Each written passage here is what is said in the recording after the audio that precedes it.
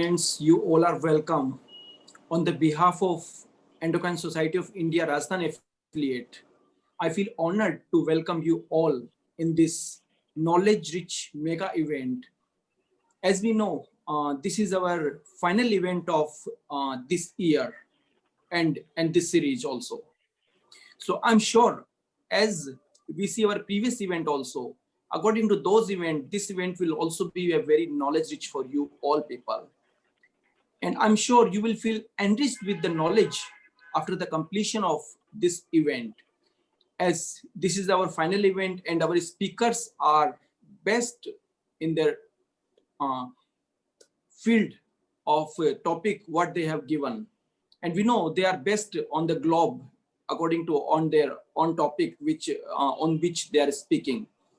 So our speakers today is Dr. Abdul Hamid Jargar sir, Dr. Anil Bhansali sir, and Dr. Shashank Joshi sir. So we know they don't require any kind of introduction, not only in India, even on the globe. So today, and the moderation will be done by Dr. Sandeep Mathur. He is the professor and head of the department of SMS Medical College, Jaipur, in endocrine department.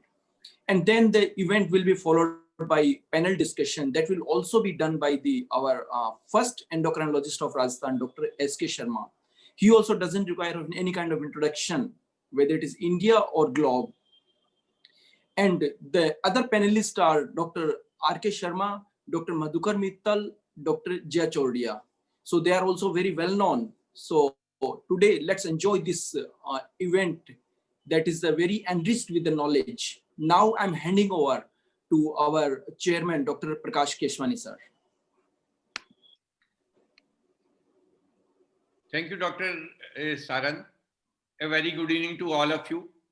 A very good evening to Dr. Jargar sir, our esteemed senior, Dr. Shashank Joshi, globally known endocrinologist, our colleague, Dr. Sandeep Mathur, all the endocrine fraternity, as well as all the physicians who have joined us for this mega event in the field of diabetology, which is our 5th webinar in this year. And without wasting time, I hand over the mic to Dr. Sandeep Mathur to please start today's program. Dr. Sandeep, please. Sir, please unmute your.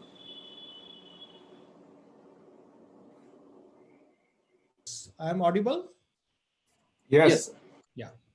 So, good evening to all of you, my colleagues from Rajasthan and esteemed speakers from the country, leading authorities in the field of diabetes. Thank you, Sanjay, for asking me to chair this session where there are two I words are there, innovation and insight. You know, diabetes we treat as a disease, but we look into the biology of this disease, there is a lot of innovations are going on. And there, if you have an insight, this is a fascinating world of diabetes biology. And when you come back from biology to clinical front, this is a different disease. Your patient becomes entirely different. So whenever you come across a diabetic patient, two fantastic terms you have joined to any clinician's mind. One is innovation and second is insight of the disease.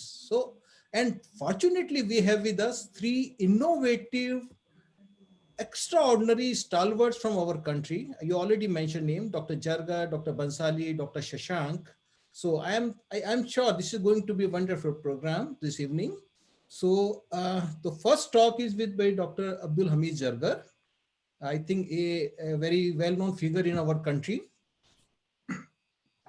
Dr. Jargar has been actually ex-officio Secretary Government of Jammu and Kashmir and Director Institute of Sher-e-Kashmir Institute of Medical Sciences. But I am telling his popularity. Once I visited Gulmarg and the person, the घोड़े वाला जो था, I told him कि I am a doctor, I am an endocrine doctor. तो वो बोला कि आप डॉक्टर जरगर जैसे डॉक्टर हैं क्या? फिर तो आप बहुत बड़े डॉक्टर हैं. So Dr. Jargar, this is your popularity. And half of the time I have seen you at Indira Gandhi Airport because you had been member of so many committees of our country which shape the endocrine, not only endocrinology, but medicine in our country. You had been actually governing body member of AIMS, Medical Council of India, and so many other bodies. I think once you told me you're other 10, 15 bodies you had been member. So it is really a pleasure to listen from you on innovation and on insight subject. Now coming to your topic, that is diabetes in women. What is different? Some new insight. So first talk is with Dr. Jargar is on a topic which is related to ladies. So always in our culture, our society, ladies are always first.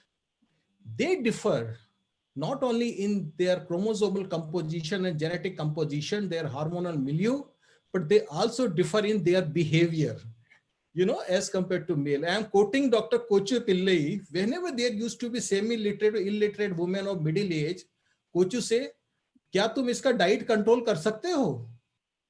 I said, Kochu, I said in hard, not in front of him, because we are afraid to speak in front of him, कि कोचू कोई भी आदमी, married आदमी एक lady को control नहीं कर सकता, इन 50 डायबिटिक की कौन कंट्रोल कर सकता है? Anyway, Dr. Jargar will do justice with this topic. Over to Dr. Jargar. Good evening, dear colleagues and friends. Dr. Mathur, thank you so much for your affectionate introduction.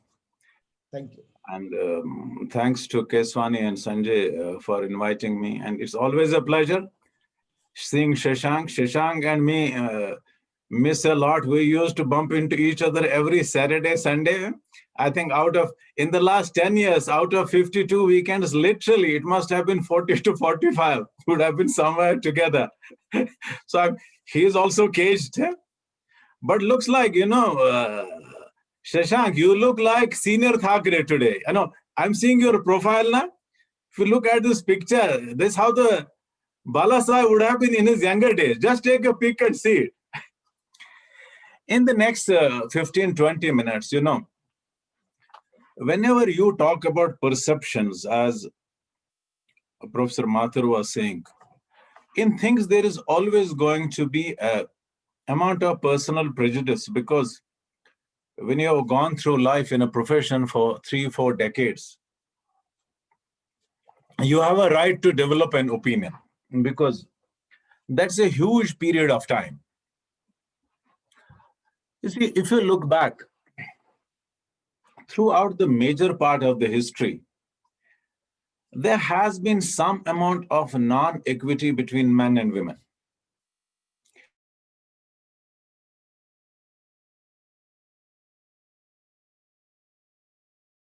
It is only in the last century, in fact, many social strides were made in promoting equity between men and women.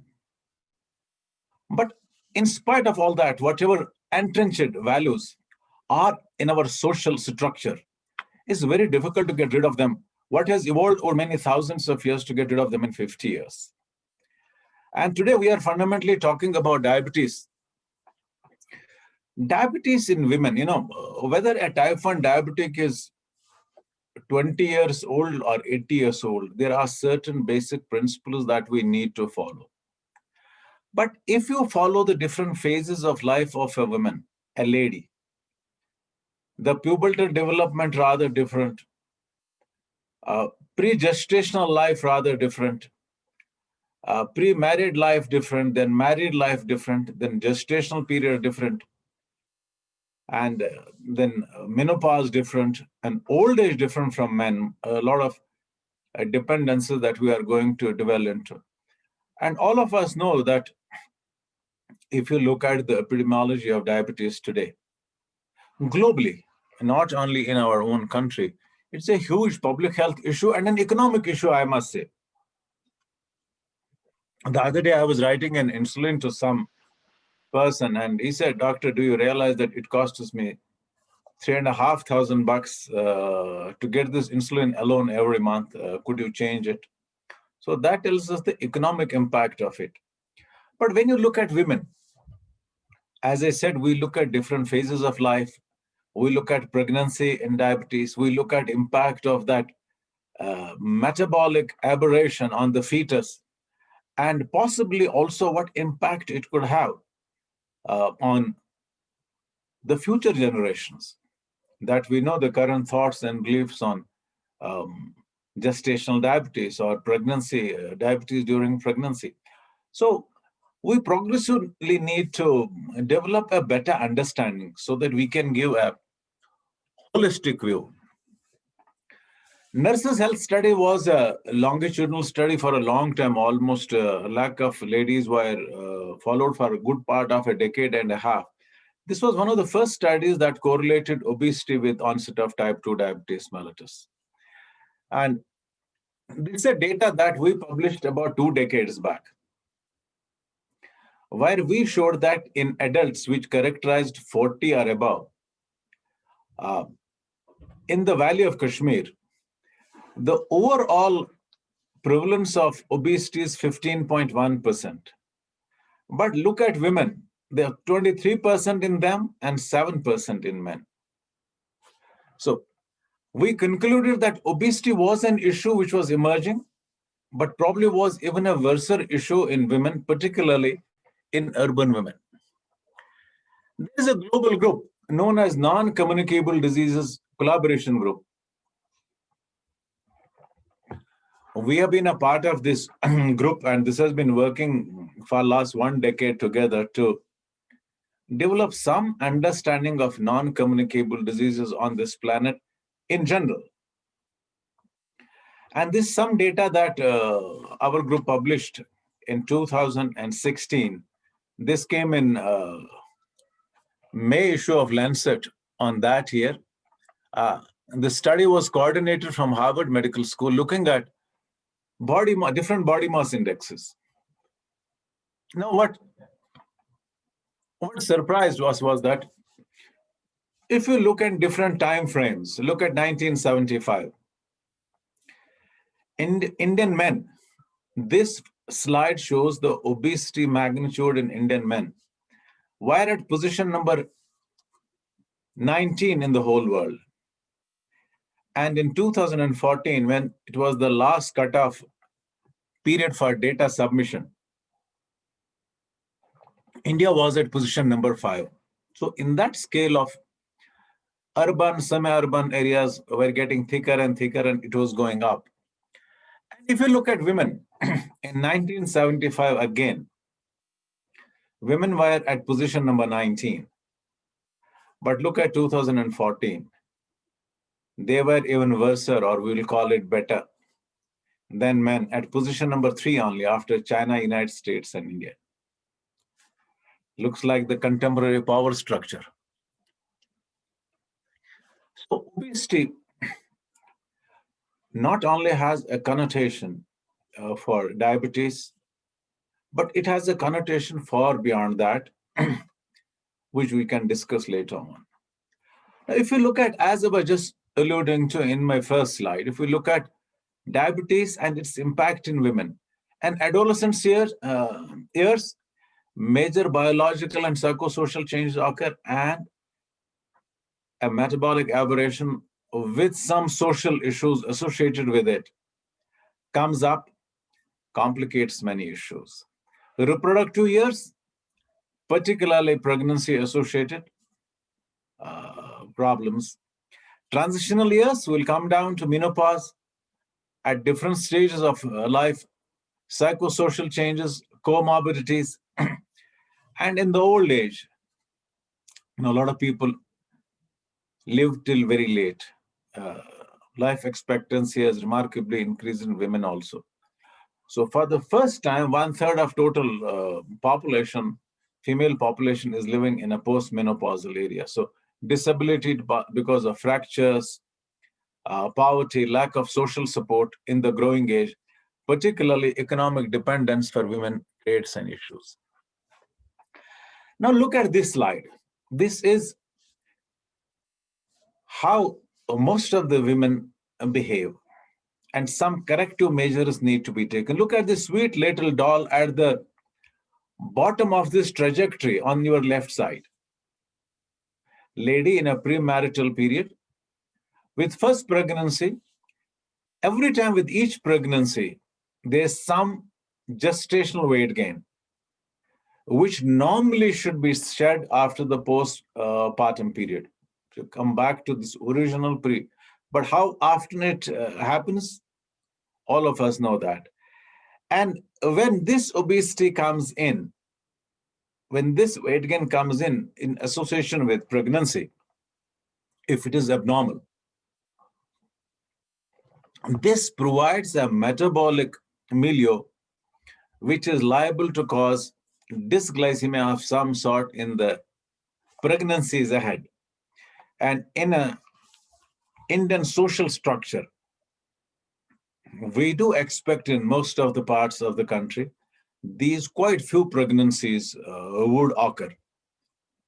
So every time you are accumulating not only weight, but you are accumulating and adding on to a metabolic burden, which will have consequences later in life.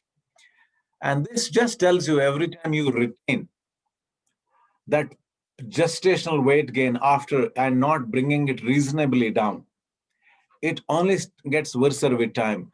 Data from 6 months to 21 years. And the problem that all of us have seen coming up in a very big way in the last 2 decades is polycystic ovarian syndrome. And this has been variably described in the literature so long as its epidemiology is concerned, depending on what criteria were taken into cognizance. But what is important to realize that in majority of the individuals, if not in all, this is characterized by insulin resistance, hyperinsulinemia. I would not get into the nitty-gritty of this slide, but this hyperinsulinemia also ensures there is decrease in SHBG and decrease in IGF binding protein. So you have free testosterone and IGF slightly on the higher side, which drives that ovarian stimulation, which drives hyperandrogen state. But in majority of the cases, the sine qua non is that insulin resistance, huge amount of data, right from 80s, that even when, polycystic ovarian syndrome was not as well characterized as it was characterized later on by Rotterdam criteria and by Androgen Access Society of the United States. But one thing was seen that insulin resistance was pretty common, even though this in itself was not unique and not a diagnostic criteria. Hyperandrogenism with other things. As I said earlier on, depending on this, what criteria I use, one of the first criteria was NIH criteria, then Rotterdam criteria, but by and large, most of the people do believe it's to the tune of around approximately 10, 12%. And it is getting worse with time. That obesity would fuel it. Now, it's not only that in that paper we documented that obesity, we also documented there has been a 10-fold increase in obesity in children and adolescents compared to young adults of both sexes when compared with 1970s. And it is happening globally. We published a paper in Nature, this group last year. We showed now this whole obesity is moving towards the rural areas. And today, and for the next 2 decades, this colossal increase in rural obesity would be the main driver of obesity on this planet and metabolic, because the most population of the globe lives in those rural and semi-urban areas. Now, the connotation here is, in time, polycystic ovarian disease or syndrome is likely to be the most common endocrinopathy in women, half the mankind. And this, from a metabolic point of view, has a very high chance of leading to diabetes. And another insight that once we look a young lady, you know all those young ladies who come to see us. A young lady ate 87 kilos when she should have been 52 kilos, will be bothered about only a thatch of hair on the face.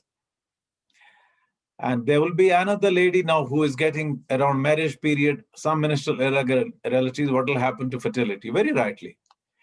But neither they nor us very clearly and unambiguously also simultaneously tell them that what metabolic discomfort it harbingers in future. What percentage of these ladies will have significant dysglycemia in years to come, and how that will happen in pregnancy, how that will happen in the post-pregnancy period, how by the age of 40% to half of these ladies would have some form of a dysglycemia. So we don't get into that when we see it. In a similar fashion, lots of people come to us for infertility, and we diagnose polycystic ovarian syndrome. We try to do ovulation induction, we do endometrial thickening, we do blah, blah. How good the ovulation is it occurring or not? We need whatever drugs we need. But all that segment that has polycystic ovarian syndrome, we never end up in counseling them on those aspects. So like, even when, conception is achieved, most of the times people stop coming to the physician. Those people with so-called idiopathic hirsutism, we found out almost 1/3 of them ultimately biologically turned out to have a polycystic ovarian syndrome. So the focus remains on an androgen laser therapy. I'm not abnegating the role of it, but what I'm saying is that proper understanding needs to be developed by us, as well as that understanding needs to be translated to knowledge to a patient. Now look at the same trajectory that I just alluded to. Now imagine you're seeing on this trajectory a polycystic ovarian lady. In most of the times, the sort of morphology of the body would be the way it is during the first pregnancy, not that thin, lean lady. So she already starts at the time of the first conception with a baggage, a metabolic baggage. So, and it keeps on getting worse on that trajectory, metabolic trajectory, as years go by. This is a study that we published in Reproductive Biology and Endocrinology about a decade back, where we just looked at the morphology of ovaries in young type 2 diabetics and women of comparable age non-diabetics, and found out that twice common polycystic morphology, thereby again confirming the role of probably insulin resistance in the causation. Hyperglycemia in pregnancy, it used to be so scantily seen in 80s. And now you see how common, I'm sure all of you see quite few guys every day. In my younger days, or anybody's days, you would have never thought of talking about pregnancy at 40 to 45, 45 to 50. But courtesy current new reproductive techniques, it's now possible.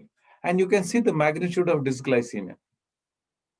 So as we know the contemporary data, a lot of studies have shown that whatever the mother's metabolic milieu, including blood sugars, not only dictate the metabolic milieu of the fetus, but might influence the structure of the fetus. What will happen to the level of insulin resistance? What will happen to that adipocyte biology, adipocyte hyperplasia, and how this epigenetic factor could be transmitted onwards to the gen next. So this is an important, this you would not find in a male. This would happen in females. I was really amazed. You see this Ramachandran's data in 1994, 0.56% GDA. And now in the same Bombay, same Chennai, most of the studies, including such as about 20 now in the recent one, 15, 20. Last one, a decade back was 14%. So variable data, we published some data more than a decade back. And in that, what we found out was that overall prevalence was 3.8%. And we had used a dual criteria of Carpenter and Kurtzman criteria and then WHO criteria. But what is interesting to note, and which is important, what is changing, what is new?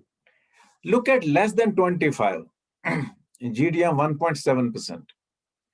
Most of the marriages in this part of the world used to occur at 18 years or years lesser.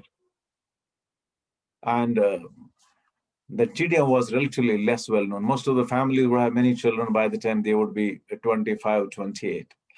But today, in that ambitious, educated urban world, most of the marriages would occur at 35. Somebody completing a PhD, somebody completing an MBA and then joining a job, somebody completing that MD or DM. And that's why it will be 18%. And at every stage, it is getting worsened with that magnitude of obesity. And all of us know, these legendary studies have shown that diabetes is a powerful risk factor in women. Framingham Heart Study has shown, Nurses Health Study has shown. Globally, there are more deaths attributable to diabetes in women than in men. Probably because of variability in resource allocation and prioritization of health. I do believe that. There's some data that we published more than 2 decades back looking at mortality figures. And we looked at, there was a dismal mortality overall, but infections, renal failure were quite common. This was a 10 years collective data, and hardly any type 1 diabetic made it to the 40th birthday. But a decade later, we published a similar study which was covering another decade, where we showed people were living longer. The gap between a diabetic and non-diabetic population was getting lesser. And many type 1 diabetics who were males were living to the 50th birthday. But unfortunately, the average life expectancy of a female type 1 diabetic was only 27 years. So it means, again, there is a priority allocation of familial resources towards the male child than to the female child, which needs to change. There are many barriers even in the conventional type 2 diabetes mellitus. Particularly in women, obesity is not considered negatively. It's considered to be a sign of health. And exercise does not have a priority. The familial chores keep you so busy. And the sort of rigid social and cultural norms we have. See, like a man, we tell him, you go for the morning prayers and go to a mosque which is a bit away. Walk a kilometer or 2. I know you tell a lady, you walk in your courtyard or outside. Doctor Sahab, kya kehte ho? Acha lagega kya? So, that sort of thing happening, that rigid taboo is not letting the prognosis of the disease change. The last couple of decades now, people have started coming up with their sexual dysfunction, psychosocial behavior, men coming up with concept of erectile dysfunction.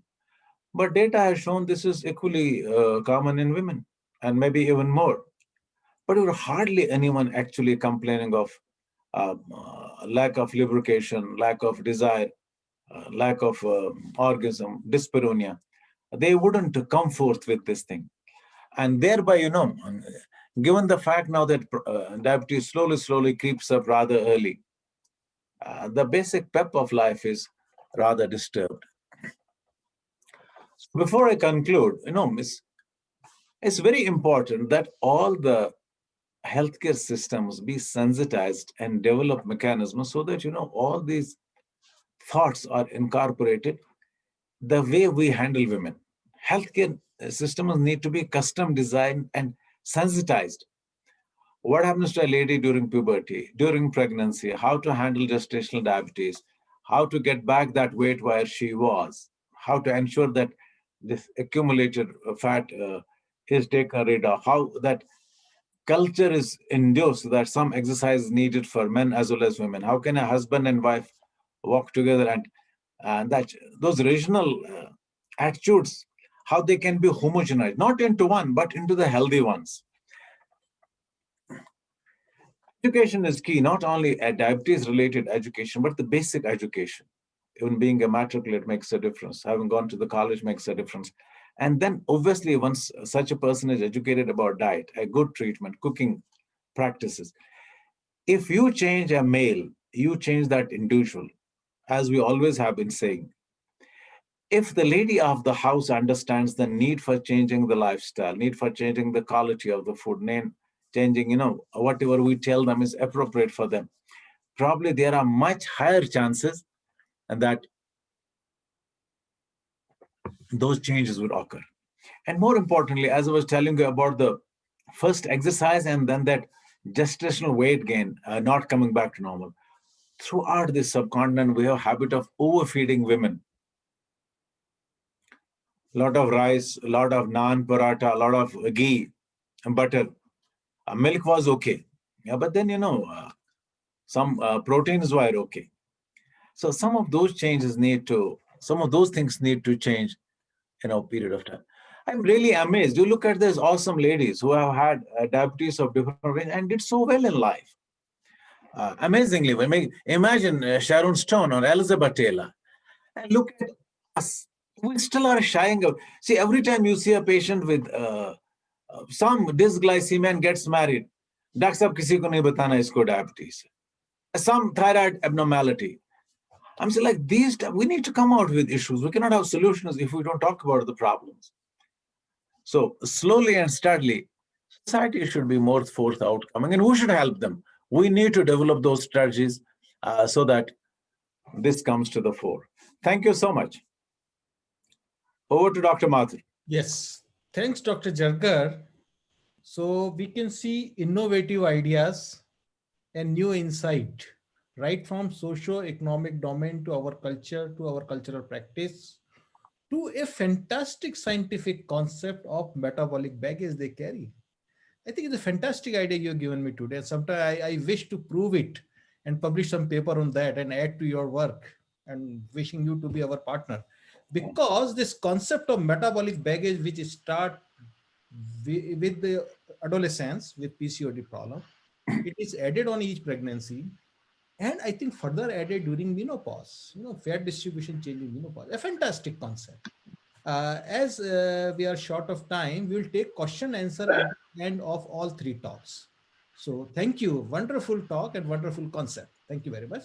So over to the next talk by Dr. Anil Bansali, our esteemed senior Rajesh SMS Medical College prestigious alumni, and he need no introduction in Rajasthan because he is one of us, though he had been throughout his life. Dr. Bansali is published more than 500 publications, 60 in high impact factor publication. He's the author of the very popular book among postgraduates, and book written by on him on the grand rounds in endocrinology is as popular as Hutchinson Hunter used to be our popular book during MBBS. So clinical rounds in endocrinology is now as popular as Hutchinson Hunter in among the endocrinology residents. So he is speaking on some very innovative and very interesting topic, the paradoxes in diabetes. Yes, diabetes is full of paradox, and I think Dr. Bansali will shed a light on how many types of paradox are there. Over to Dr. Bansali. Thank you, Sandeep. Yes.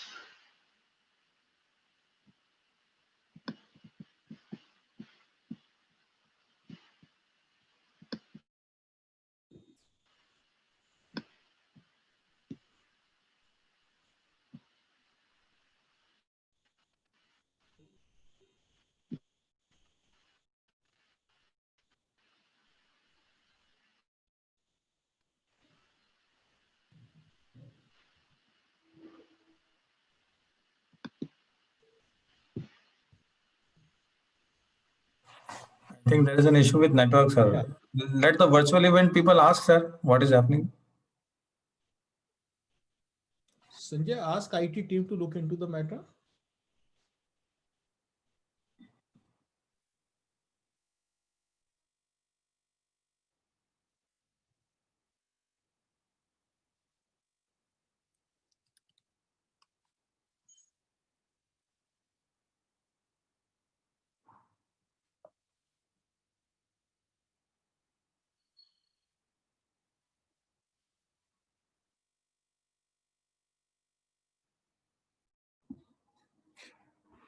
Can you unmute him?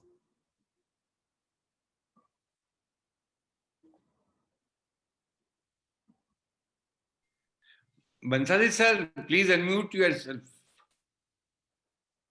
Bansali sir, internet वाले यही बोल रहे हैं कि आपकी तरफ से शायद doctor Bansali sir please IT persons are saying that you have to unmute and start your video. Dr. Keshwani, can you call him on mobile phone? Sure. Yeah, I think let us call him on the mobile phone. And if he is not being able to unmute himself, then what he'll have to do is leave the room and then join using the same link again. Just inform him that. Okay. Yeah, it happened with me also several times.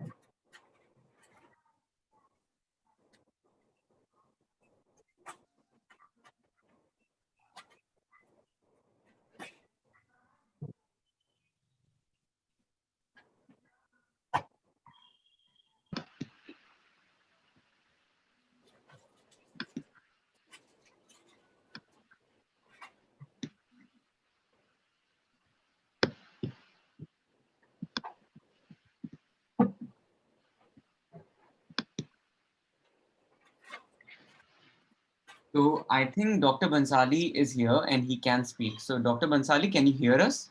Yes, yes. I'm just bringing the slides. Yes. Perfect. All right.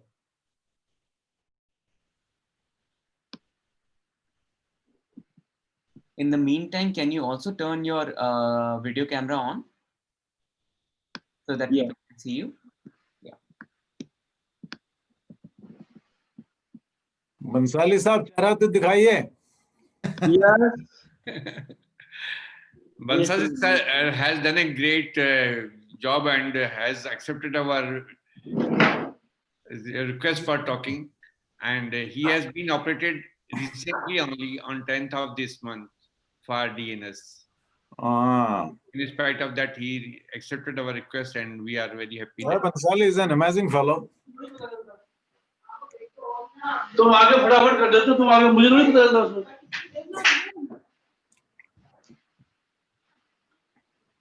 ये slide ये वाली है, paradoxes in diabetes. इसको लगाना है screen पे. अरे भैया ने पैर लगाया, बाहर पीछे लगा दिया क्या?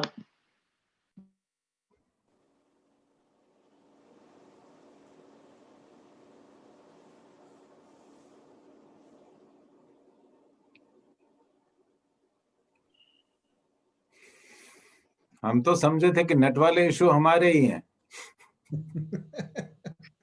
They are everywhere. हम तो फजूल में नाराज हो रहे हैं. सर अभी आदर्शन जय में था तो मेरा भी अटक गई slides and at that time also we had a very great difficulty. Okay चल रहा है. Yeah, yes, sir. Sir, you are audible. Bansali sir, you are audible. Audible now? Yeah, yes, you are audible. Sir. Slide is, so slide है. Slide is visible? No, not visible, sir. Not visible. You can share the screen, sir. Yeah.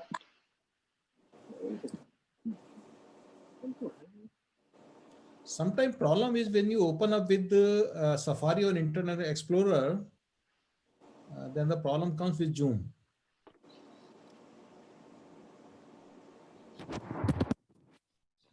Yeah. Yes, now it That's is Now we can see, sir. wonderful. Sir, please do on your camera, sir. Yes. Camera on. ये भी. आपको कैसे दिखोगे? Others are please requested to mute themselves. Yeah. अब ये हो गया 2 minute को. अब आप क्या चाहिए? Slide चाहिए. हो गया. Yeah. अब बोलो. Now it is okay? Hello? It's okay, you can make slideshow, sir. Yes. कैसे चल रहा है? ये जो छोटा सा बड़ा सा. ओके. ये वाला? ये?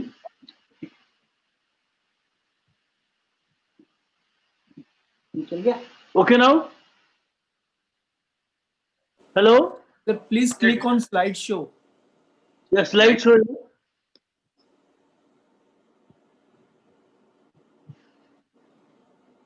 Oh.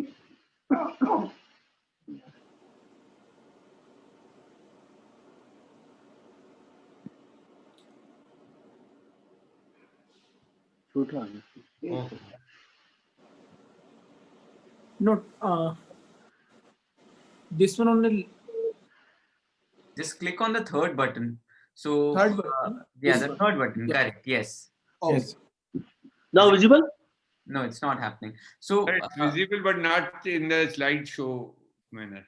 Not in a slideshow. Sir, please click on third scroll button. upper, Third one. Yes. Yes, you don't Third click on third button only. Third one. From downside. वो करता हूँ नहीं हो रहा ना. This one, yes. Now it is okay? And it's not okay, but I think we can continue. We can continue, sir. Finally चलेगा. चलेगा? हो गया बढ़िया. Okay, sir. Okay, sir. Now it is? It's Yeah, okay. now it's okay. It's better. Okay. Zoom में zoom हो रहा है. जो हो रहा है boss. So now it is visible. You can continue, sir. Okay, not visible now? Still not visible? Done. Excellent. It's visible, sir. It's okay, sir. Visible. Okay. Thank you. Thank you, Dr. Sandeep. And thank you, Dr. Jargar. Yes, I will be talking about the paradoxes in diabetes. I think some of the audience would have listened it earlier, but it's always in a new version that because the talk is slightly away from the conventional talks. So this gives a more conceptual understanding of regarding diabetes. That's why I'm going to present in a very different way. So what we are going to talk about, right? The points to ponder include something on diagnosis of diabetes. What are the paradoxes? Clinical examination, part of management, and certain complications. What we see in clinical practice. So a word about what are the paradoxes in diagnosis, and we all know that the hemoglobin A1C is used for the diagnosis of type 2 diabetes, and these are the criteria which we are all aware. Is that out of these 4 criteria, anything is positive, then it has to be reconfirmed, and then the diagnosis of diabetes can be established. But you find a lot of discrepancy between hemoglobin A1C and the glucose values.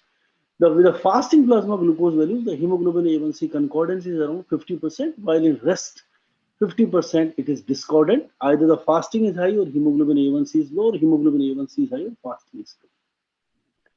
The gap becomes more wider when you talk about the 2-hour PPG and hemoglobin A1C. It is almost 1/3.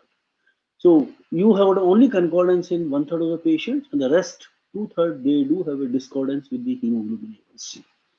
So hemoglobin A1C, even in a point of care studies, even in a point of care setting, it is used for a diagnosis in clinical practice. No doubt the patients come with the blood glucose values. Sometimes the blood glucose values are in an erratic range, means they are not falling in a target range to define the diabetes. Then hemoglobin A1C becomes one of the major tools to establish. But you find a lot of discrepancy between in correlation or in concordance with fasting and 2-hour PG.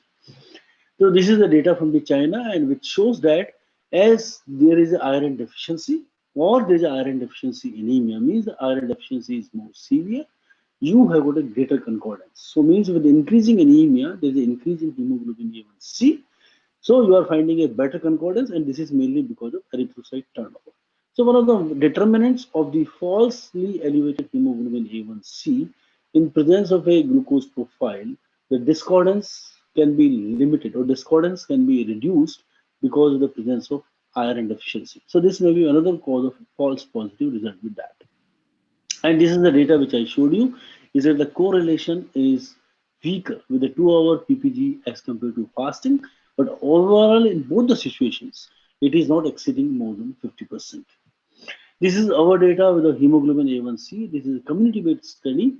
However, we didn't look seriously really for hemoglobin. We looked for hemoglobinopathies. That was ruled out. But the hemoglobin levels cut off like 13 and 12 for the men and women respectively were not taken into consideration. But we had a sensitivity only 65% and specificity was 58%.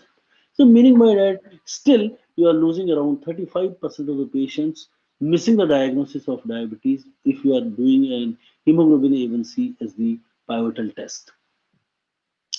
The possible explanations for this variability with the hemoglobin A1C, why you are finding a lot of discordance. One is because of the, if you do in a recent or explosive onset of diabetes, like in type 1, it is not useful. Coexisting anemias, we have already talked about. Hemoglobinopathies, we have already talked about.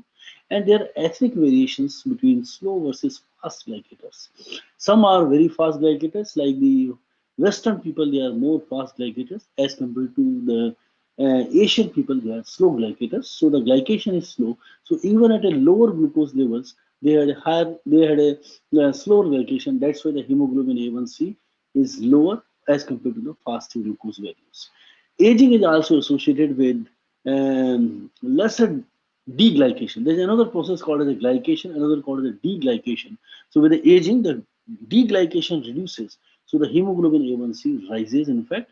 So this may be, yes. So this is another data from our setting, is that again the 2,272 individuals, as you advance to the age of a 60 years onwards, or even a 50 years onwards, your hemoglobin A1C comes in a pre-diabetic range, despite the fact that these individuals had a fasting plasma glucose less than 100 and the 2-hour PG was less than 140. So they had a normal GDT profile, but they had a abnormal hemoglobin A1C. Let us see some paradoxes in clinical examination.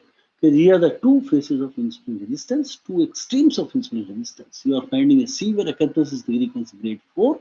On the other side, you have what a lipodystrophic diabetes. So complete loss of the fat, as well as you can see the supraclavicular fat is also gone, the buccal pad of fat is also gone, and patient is having an extreme degree of insulin resistance. Similarly, you find a Dupuytren contracture, which you see in so many situations other than diabetes. There are certain other paradoxes like diabetic foot ulcer. Dorsalis pedis may be absent, but patient is still having an ulcer, like it is likely to be ischemic. The pulse may be bounding and still the patient is having ulcer, more likely to be Charcot's or maybe small vessel disease. If the pulse is absent and the diabetic foot ulcer is also absent, so there may be coexisting collaterals or a normal aberration in 10% of patients. Now we come to some therapeutic aspects in diabetes, that what are the paradoxes we see. Is a weight regain despite continued lifestyle modification. This is a usual phenomenon, what we have been terming, using this term as a yo-yo phenomenon. So there's a weight gain is a usual phenomenon, even the same dietary restrictions and lifestyle modifications are continued.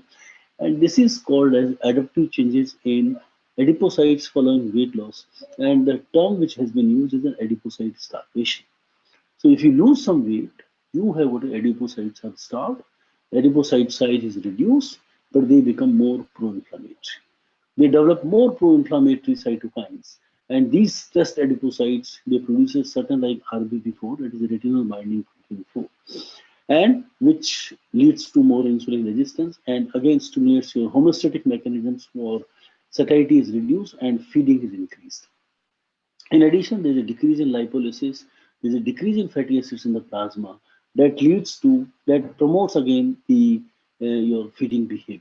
So there are adaptive mechanisms or homeostatic mechanisms become operative when you lose weight, and this is called the adipocyte starvation. So that's why you are not able to sustain the same weight, or you continue to lose weight despite continuing with lifestyle modification. The question which is very pertinent in all type 2 diabetes, we insist that the weight gain in type 2 diabetes is never a healthy phenomenon. However, you see that the topography of the fat distribution in patients with diabetes, you name any area, the fat is increased. And the most worrisome part where the ectopic fat is there, that is called pancreatic fat. And this accumulation of the pancreatic fat into the interstitium or interstitium leads to beta cell dysfunction or rather worsening of beta cell dysfunction. And you have fat everywhere. And the term which was going when the SGLT2 inhibitors came into clinical practice, the KG-A1C paradox. So whenever you try to reduce the hemoglobin A1C, the weight gain is imminent phenomena. However, the DPP4 inhibitor and SGLT2 have changed the scenario. Whenever the weight will, most of the anti-diabetic medications is there, but the newer class of drugs like SGLT2, DPP4, and GLP-1, you have a weight loss. And average weight gain of even a 1.7 kg is associated with 7% increase in risk of heart failure. And again, reconfirmed and re-substantiated by the Swedish data, National Diabetes Registry, which shows that the BMI, with increasing BMI, there is increasing risk in coronary artery disease, stroke, CVD, as well as total mortality. but only in a one study, which is called as a proactive study, that factor predicted that participants would not die. And what is that factor? And that factor is weight gain. So you will be very surprised why the weight gain in a proactive study, that is with pioglitazone, was beneficial. So you have got a remarkable change in topography of the fat. So all fat is reduced and your substitute fat is definitely increased. It's more a redistribution of the fat. But all ectopic fat at unusual sites where it is very, very detrimental is remarkably reduced. So weight gain with thiazolidine, if it is there, it is healthy. And we all know that the thiazolidine are more effective in obese individuals. We have another data for leptin and adiponectin, adipocytokines with metformin and pioglitazone, and we showed that there was hardly any change in the leptin levels with pioglitazone, but leptin levels were reduced, while with pioglitazone, while the adiponectins were significantly increased. Another clinical paradox, we use insulin in insulin resistant state. We all know that type 2 diabetes is an insulin resistant state and there's a remarkable insulin deficiency. However, we overcome by this insulin deficiency by using oral hypoglycemic agents like sulfonyl inhibitors and DPP4 inhibitors. But certainly the rationale of using insulin, because we are not only insulin depleted, but we shift the dose response curve to the right by increasing the doses of insulin. That's make a rational, because normally only 10% of the insulin receptors are functional and rest 90% are spare receptors. So you overcome the insulin resistance means, which is clinically apparent by reducing the glucose profile or improving the glucose profile, is by shifting the dose response curve to the right. You can see in a panel 1 that very clearly shows that patients with type 2 diabetes at any given point of glucose values, they do have a higher insulin level. So they are more insulin resistant. While on a second panel, you see that with the increasing doses, you shift the dose response curve to the right. So maximum response can be obtained with increasing the doses of insulin. Let's make a rational for this is called as a dose response curve for the hormones.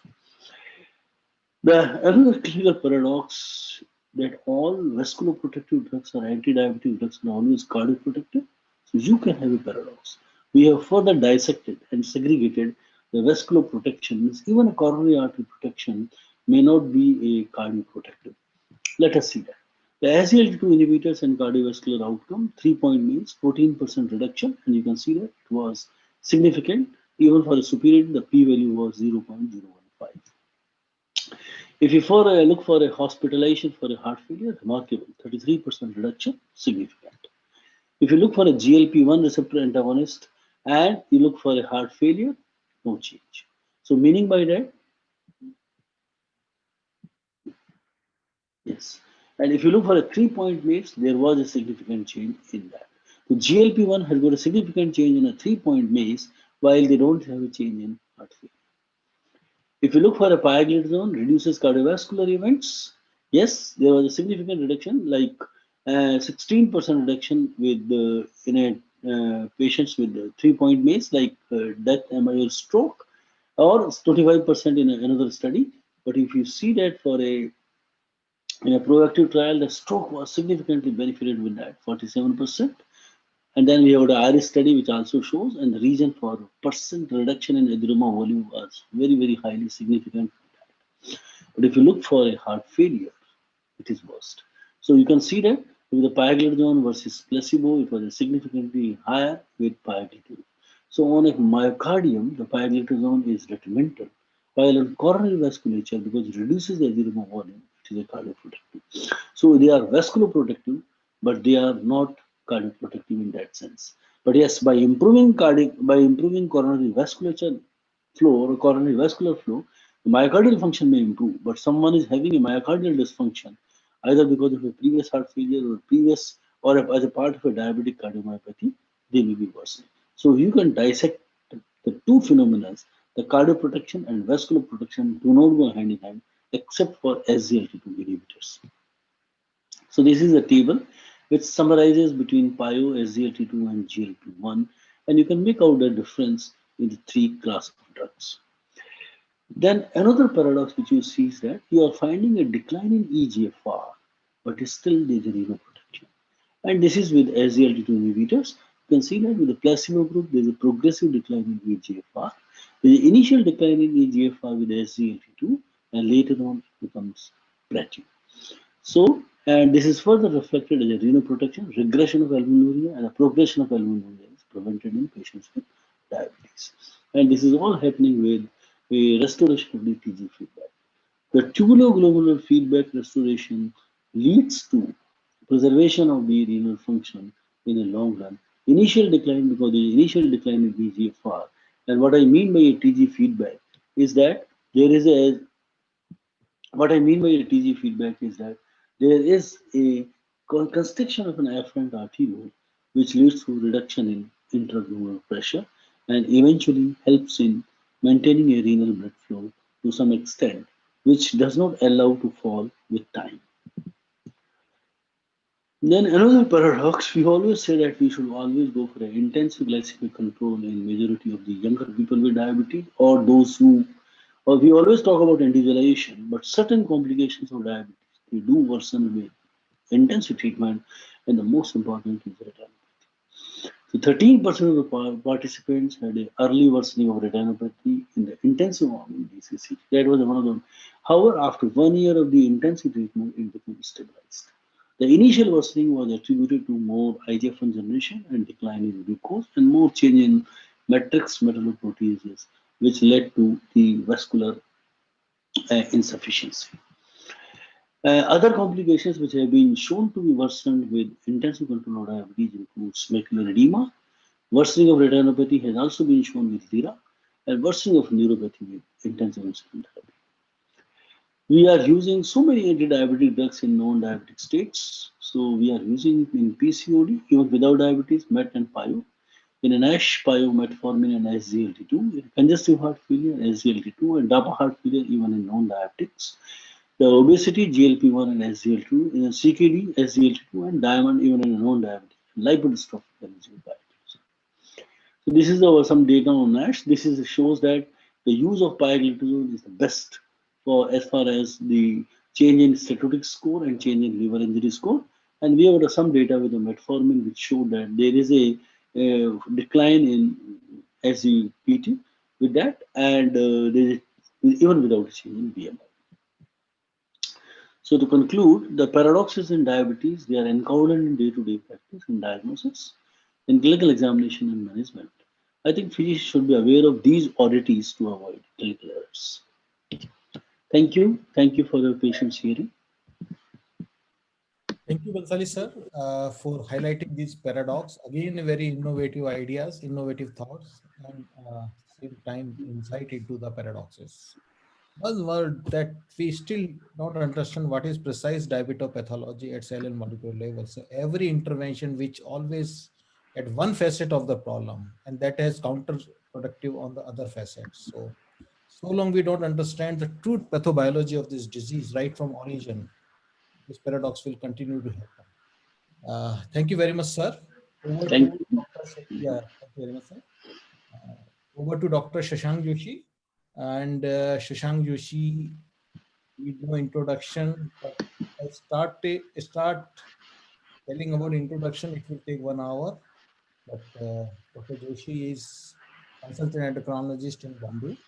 He's a Padam Shri, I think one of few Padam Shri in our fraternity.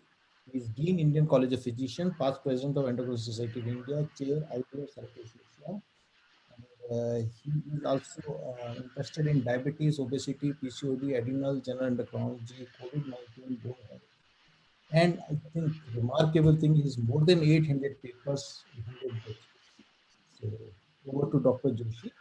He will tell about recommendation of 2021 for diabetes treatment. So, over to Dr. Joshi.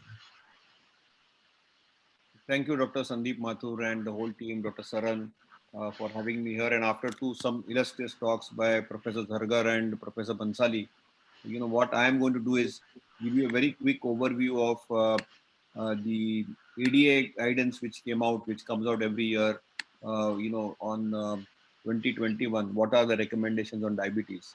And these usually are very well collated. So the reason I am alluding to them is because they do a very good job in collating this evidence and try to give a lot of granularity to it, make it very user friendly, and try to get some level of evidence which is pretty robust. So that's the thing which I will do, and then maybe talk a little bit about precision diabetology, because ultimately we are moving towards a shared decision making.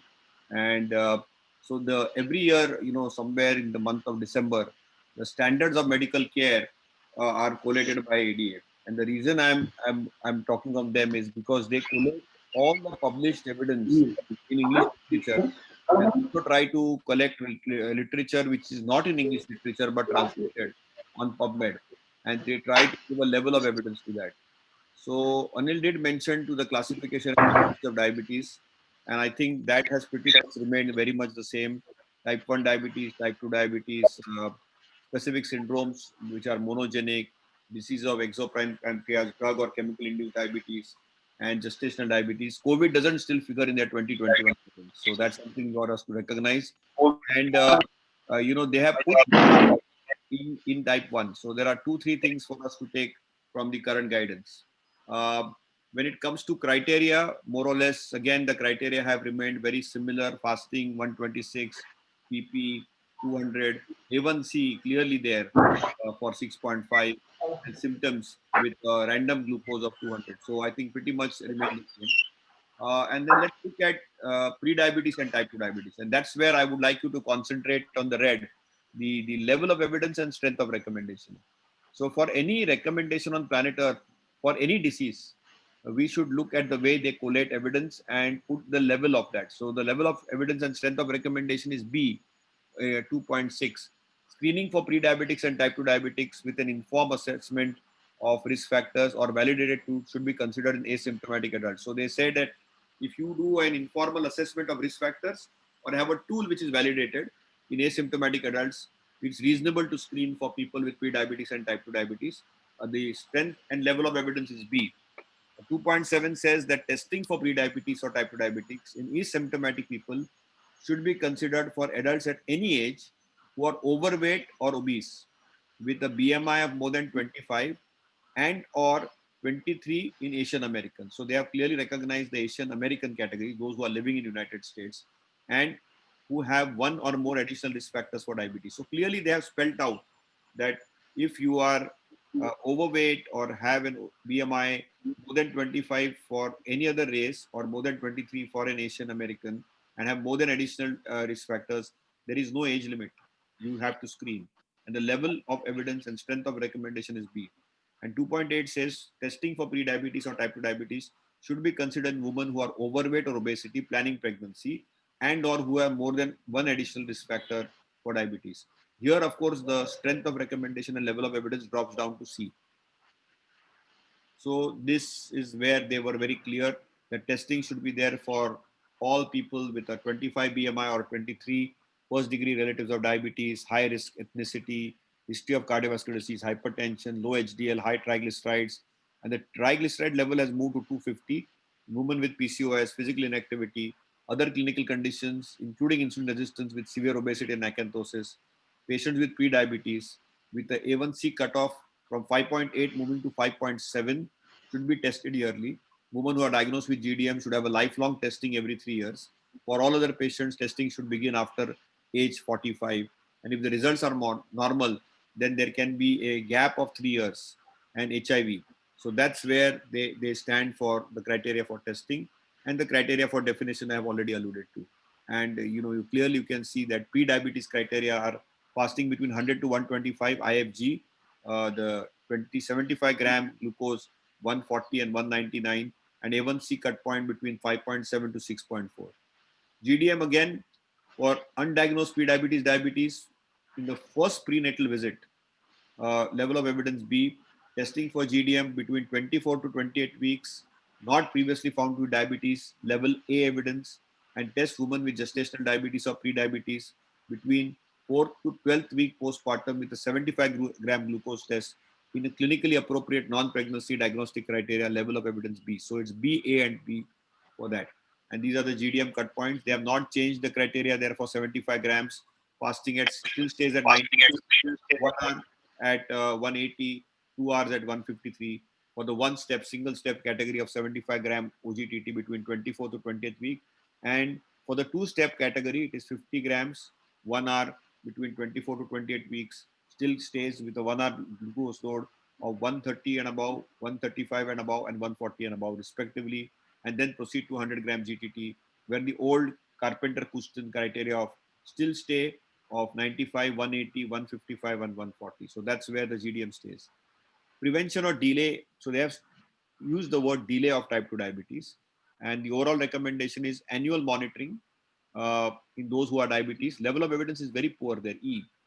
And lifestyle behavioral change for diabetes prevention. Well, they said that go for an intensive lifestyle behavior change program, which is to prevent diabetes in a program to achieve an A1C of 7% of the initial body weight and increase to moderate to intensive physical activity like brisk walking to at least 150 minutes a week. Level of evidence A, so high level of evidence. And for the eating pattern, a variety of eating patterns can be considered to prevent diabetes in individuals with pre-diabetes. Level of evidence is B. Uh, Based on patient preference, certified technology-assisted diabetes prevention programs may be affected to prevent type 2 diabetes should be considered. So obviously now you can see that if you have a technology enabler, and yesterday I just spoke to a telemedicon conference in India, and with COVID, telemedicine has arrived. So if you have a FDA approved technology assisted diabetes prevention program, and I'll give a glimpse of that at the end of my presentation, you can actually look at preventing diabetes because a high level of evidence of B. So if you do an RCT in that space, and given the cost effectiveness of lifestyle behavior for diabetes prevention programs, you can get them reimbursed. So level of recommendation is A and B respectively. In the pharmacological interventions, clearly metformin is a part of the recommendation, A level of recommendation, particularly if BMI is above 35, age is above 60, and women with prior GDM. So clearly they have spelt out as a level A recommendation for metformin for pre-diabetes with BMI above 35, age above 60, women with pre-GDM. And they have also clearly put out a level B recommendation of long-term metformin with B12 deficiency, do a periodic B12 in metformin treated patients, particularly with anemia and peripheral neuropathy. So level of evidence is B. They have added this whole chapter of comprehensive medical evaluation and assessment of comorbidities. And we have seen the decision tree. And it's all about the goal of care, the prevention of complications, optimizing quality of life. Pretty much this has remained the same like the previous years, whether it is assessing the patient's characteristics, looking at the impact of choice of treatment, shared decision making, and then the SMART goals plan, which is agree on a management plan, which is specific, measurable, achievable, realistic, and time limited. Implement that plan, do the ongoing monitoring and support, and review and agree, and keep on doing that. So very clearly, they have the history sheets put out very clearly with diabetic history, family history, personal history, interval history, and whether it's initial and every follow-up or annual visit has been spelled out. Behavioral history has got a huge weightage there, particularly on eating pattern and weight history. Familiarity with carb counting in type 1 and multiple dose insulins in type 2. Physical activity and sleep creeps in very hugely now. And tobacco, alcohol, and substance abuse. In medications and vaccinations make a big entry there. Current medication regimen, medication taking behavior. So that's an adherence point, medication intolerance or side effects, and use of complementary and alternative medicine. So if you look at medicine, it's just not what medication you take. What is the behavior? Is there likelihood of a treatment interruption? Is the person compliant or non-compliant? Does the patient tolerate medications or have side effects? Does the patient take any complementary or alternative medications, and vaccination history? Then the other thing which has come in the history taking is technology use. Is there a patient who is ability to use health apps, online education patient portals? Can the patient is meter friendly, CGM friendly, use data and results into action? And can the patient go advanced on technology on closing the loop with a pump? And beyond just medication, vaccination, and technology, and just behavior, social life assessment is equally important because in the US, that's very relevant. It's relevant in India too. Identifying social supports, identifying surrogate decision making in advanced care plan, and identifying social determinants of health like food security, housing, stability, homelessness, transportation, financial security, community safety. Then of course in physical, it's quite straightforward, and it's, the height, weight, BMI, puberty, growth, children, blood pressure, orthostatic blood pressure, fundus, thyroid, skin, comprehensive foot examination, including visual and pedal pulses and ABIs, the temperature, vibration, and pinprick, and of course, screening for depression, anxiety, and disordered eating, assessment for cognitive impairment, assessment for functional performance. A1C in labs is very much there, and lipid profile, LFT, spot albumin creat ratio, creat, TSH, B12 when indicated, potassium, particularly if the patient is on ACE, ARB, or diuretics. And obviously, these tests have a better granularity. And the big thing now in diabetes management is facilitating behavioral change and well-being to improve health outcomes. So that's another big area which now comes into recommendations. And one of the major areas in that is the role of medical nutrition therapy. So individualized nutrition, independent of diabetes, just getting a registered dietitian on board gives you a level of evidence A.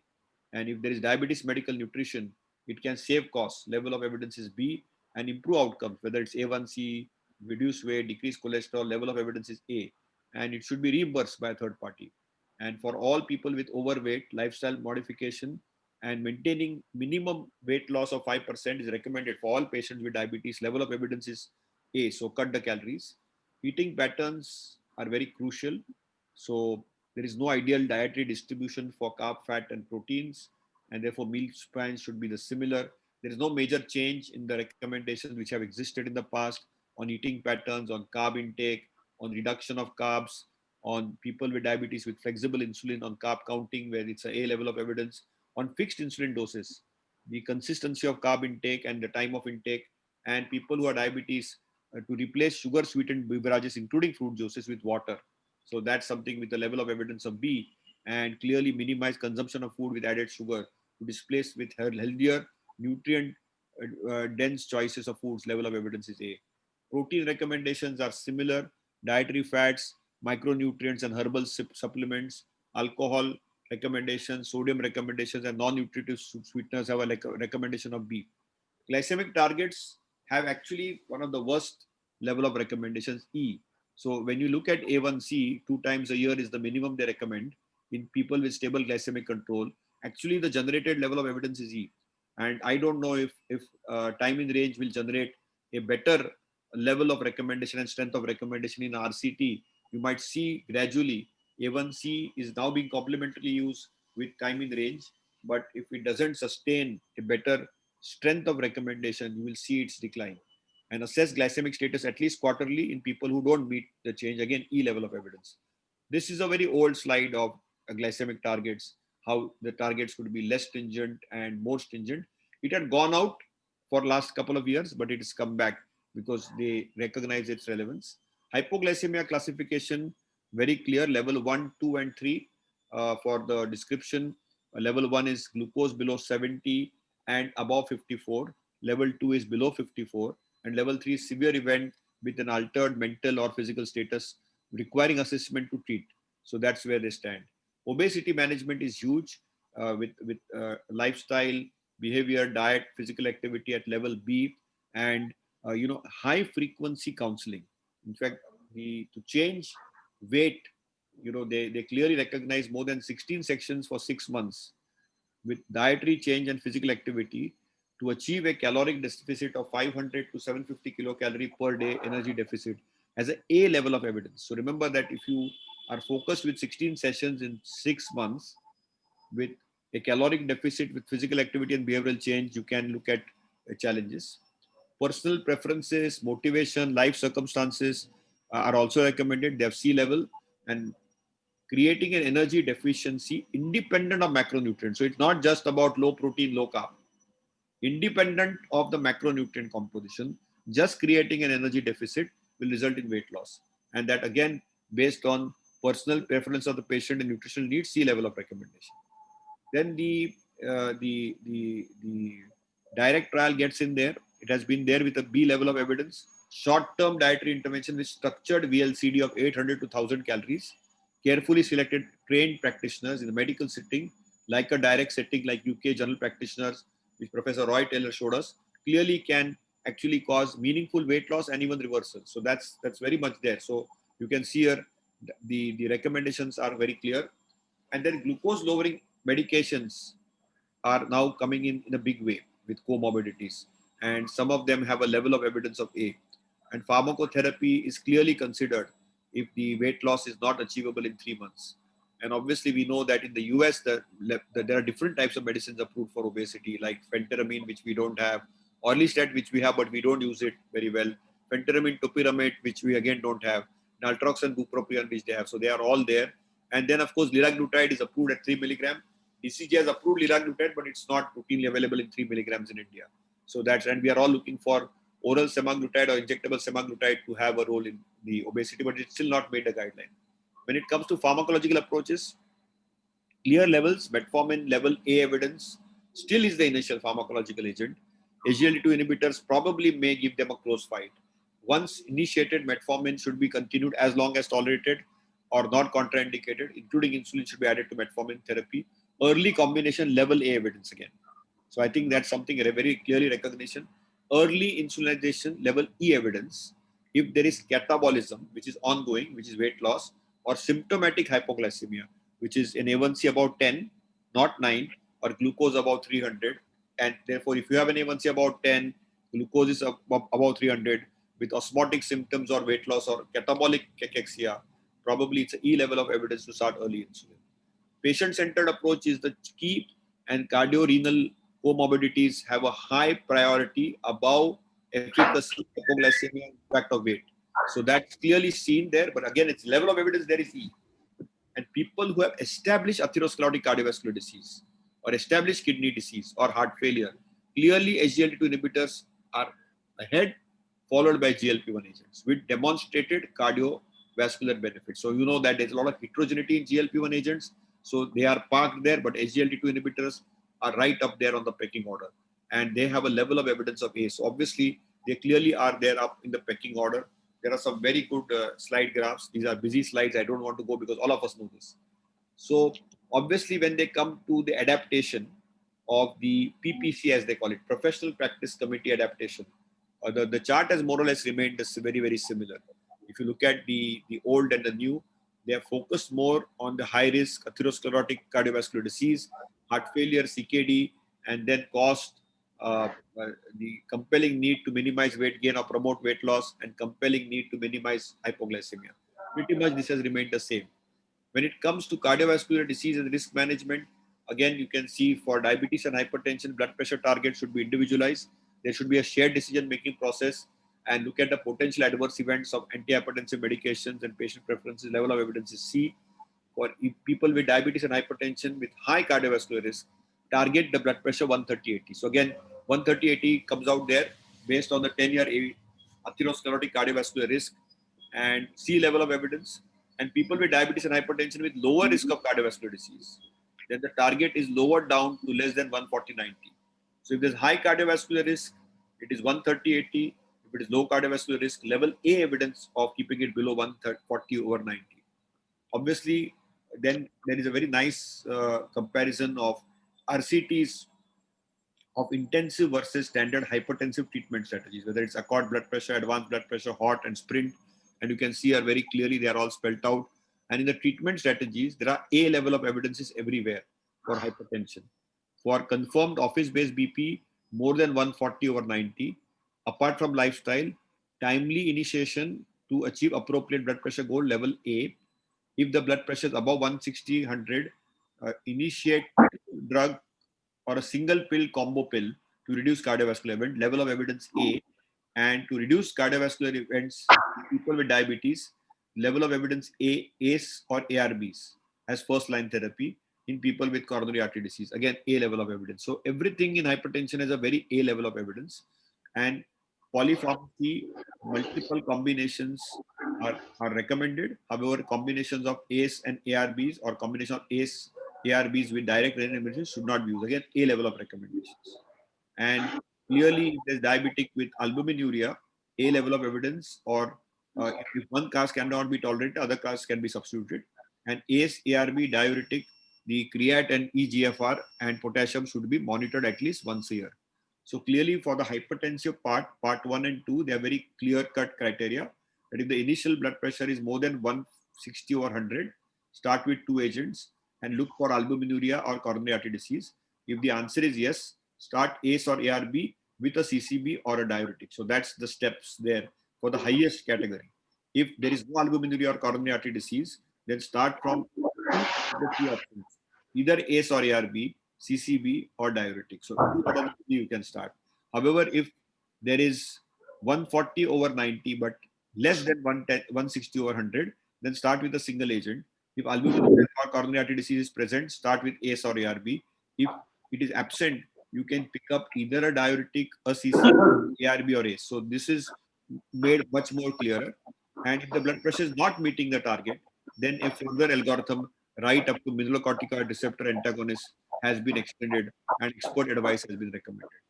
Similarly, a new algorithm put in there is management of new onset of diabetes with the youth with overweight and obesity. So clearly you can see that if there is a new onset diabetes in the youth with overweight or obesity, if there is acidosis, DK or HHNK, then obviously it's insulin all the way. So no question asked about it. And pancreatic autoantibodies, if they are positive, again it's MDI, pump and insulin. However, if the antibodies are negative, if the A1C is more than 8.5, no acidosis, no ketosis, then metformin up to 2 grams, basal insulin at 0.5 units per kg per day. If the A1C is below 8.5, no acidosis, no ketosis, and antibodies are negative, metformin up to 2 grams, and then probably after metformin, you can think of liraglutide and then think of insulin. So for the young individuals, we have now an algorithm set in, which is 13.1, where A1C below 8.5, no acidosis, no ketosis, metformin, liraglutide, and probably insulin. And then between 8.5 and above, but no acidosis or ketosis, metformin and basal insulin. And of course, if the antibodies are positive, if there's acidosis, DK, HHNK, it's straight insulin or insulin pump. Pregnancy and diabetes, clearly the targets are spelled out. Below 95 fasting, 1 hour prandial below 140, 2 hour prandial below 120. Some women with pre-existing diabetes need preprandial glucose control, level of evidence B. And if the RBC turnover, which is high, A1C is slightly lower than normal in pregnancy. So the A1C target in pregnancy is less than 6%. And that can be achieved without significant hypoglycemia. But the target may be relaxed to below 7% if necessary to prevent hypoglycemia. So the clear-cut recognition that A1C is not very accurate in pregnancy because of the high cell turnover of the RBCs, which is little lower. The ideal range is 6% or below, but up to 7% is okay if there are multiple hypos. Level of evidence is B. When there is a preprandial and postprandial self-monitoring of blood glucose is critical in pregnancy, level of evidence is B. SMBG, pre and postprandial targets, or CGM can reduce macrosomia and neonatal hypoglycemia in type 1 diabetes. Level of evidence is B. So CGM metrics as an adjunct should not be substituting SMBG. So level of evidence there is E. So we tend to do that, but that's still not recommended. And A1C and glucose management indicators are not used in pregnancy as estimates of A1C. So don't use indirect formulas for that at all. The level of evidence is C. So obviously the ACOG targets are same for GDM. ADA recommends targets with type 1 and type 2 diabetic women of fasting between 70 and 95, 1 hour between 110, 140, 2 hours between 100 to 120. And lifestyle has A level of recommendation. Insulin again has A level of recommendation. Metformin and glibenclamide still has not the first line agents because both cross placenta to fetus and other non-insulin injectables are not having any long-term safety data. Metformin, when used with PCOS to induce ovulation, should be discontinued by end of first trimester. Level of evidence is A. So very clear direction there that use insulin, metformin and glibenclamide are not the first line agents because they cross the placenta and the fetus. Don't use other agents. Metformin can be used with PCOS to induce ovulation, but usually by end of first trimester should be discontinued. Well, that's the overall summary of the guidance. I'm just going to give a glimpse in the next 5 minutes on 2 other areas because we are now increasingly recognizing that diabetes is a disease of continuum. And it's a very heterogeneous type 2 diabetes. So we are seeing dysglycemia-based chronic disease. And clearly we know that dysglycemia signifies a molecular risk of glycemia with insulin resistance, pre-diabetes, and a more accurate and actionable diagnostic term is DBCD, which is dysglycemia-based chronic disease, because it's a spectrum and it's a continuum of insulin resistance, pre-diabetes, type 2 diabetes, and cardiovascular health. And clearly, we now know that we have a better, mechanistic drivers from genomic, epigenomic, and environmental factors which are complex. So we know now the stage 1 is a molecular stage where we can do primordial or primary prevention, which is all insulin resistance. Stage 2 is a biomechanical cardiometabolic risk, where 2A is low risk, 2B is high risk, and we can look at primary and secondary prevention. It's predominantly pre-diabetes. And stage 3 is a biochemical disease, which is overt disease. It's type 2 diabetes, where we have to do secondary or tertiary prevention. And then, of course, stage 4 is vascular complications. 4A being mild complications, 4B being moderate, 4C being severe, where it's all about tertiary complications. So the spectrum is better delineated. And the current thinking is not just primary prevention, it's primordial prevention. It means reduce the cardiometabolic risk factor development. And probably, the quaternary prevention is reduce over medicinalization of diabetes. So that's the thinking now. And obviously, there is another term which has come up, which is CMB-CDIR, which is cardiometabolic based chronic disease. And that's an aggregate risk of atherosclerotic cardiovascular disease based on component of metabolic factors of adiposity and dysglycemia. Because we have all now increasingly recognized that with insulin resistance, there's a lot of endothelial dysfunction, and that's something we recognize better.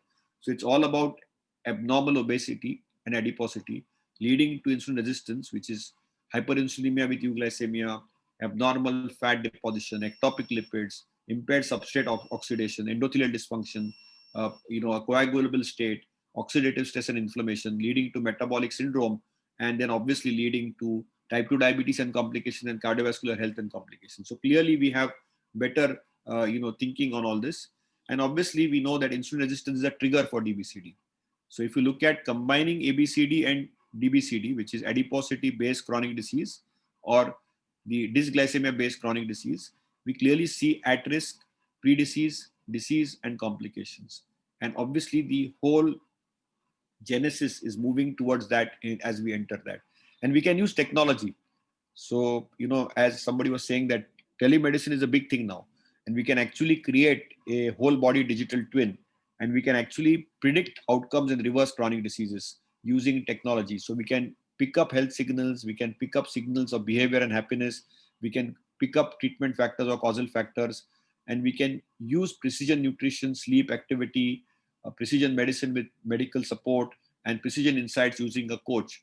And we have various programs there. We have this keto reversals, which Vitra uses, Livongo. We have this twin health programs, and all these programs have tried to look at using artificial intelligence and machine learning to recognize the patterns in the individual using various gadgets which we have today. And they are trying to attempt reversal, whether it is diabetes, hypertension, dyslipidemia, obesity, the renal disease, liver disease, beta cell function, insulin resistance, or even inflammation. And that can all be studied.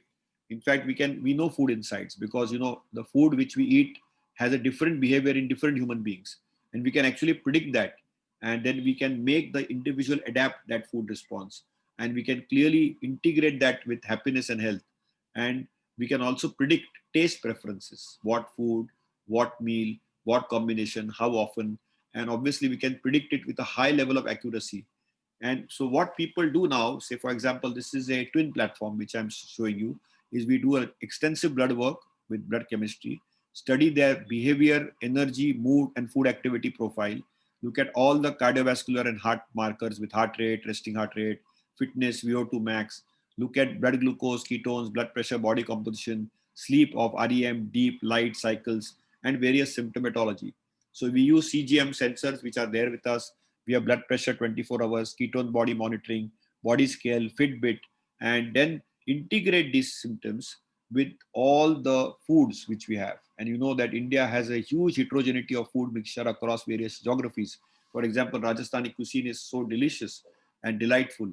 So obviously we have to study the macronutrient, micronutrient, and the gut microbiota, and see whether you can use machine learning in the same individual using all these devices to predict something which can be more precise and learn from the person's behavioral pattern, and then support the physician and the coach to make some decisions on medications and see whether you can reverse diabetes. So obviously you can monitor various health experiences signals with CGM, BP monitor, ketone monitor, smart scale, Fitbit, Apple Watch, and an app, and look at all the sensor readings, blood works, and member logs, and see whether you can precisely make a change with the help of artificial intelligence and the database and the nutritional database, and see whether you can actually deliver a solution which can actually be a very powerful and a compelling tool which actually can make a difference. So obviously we are in times of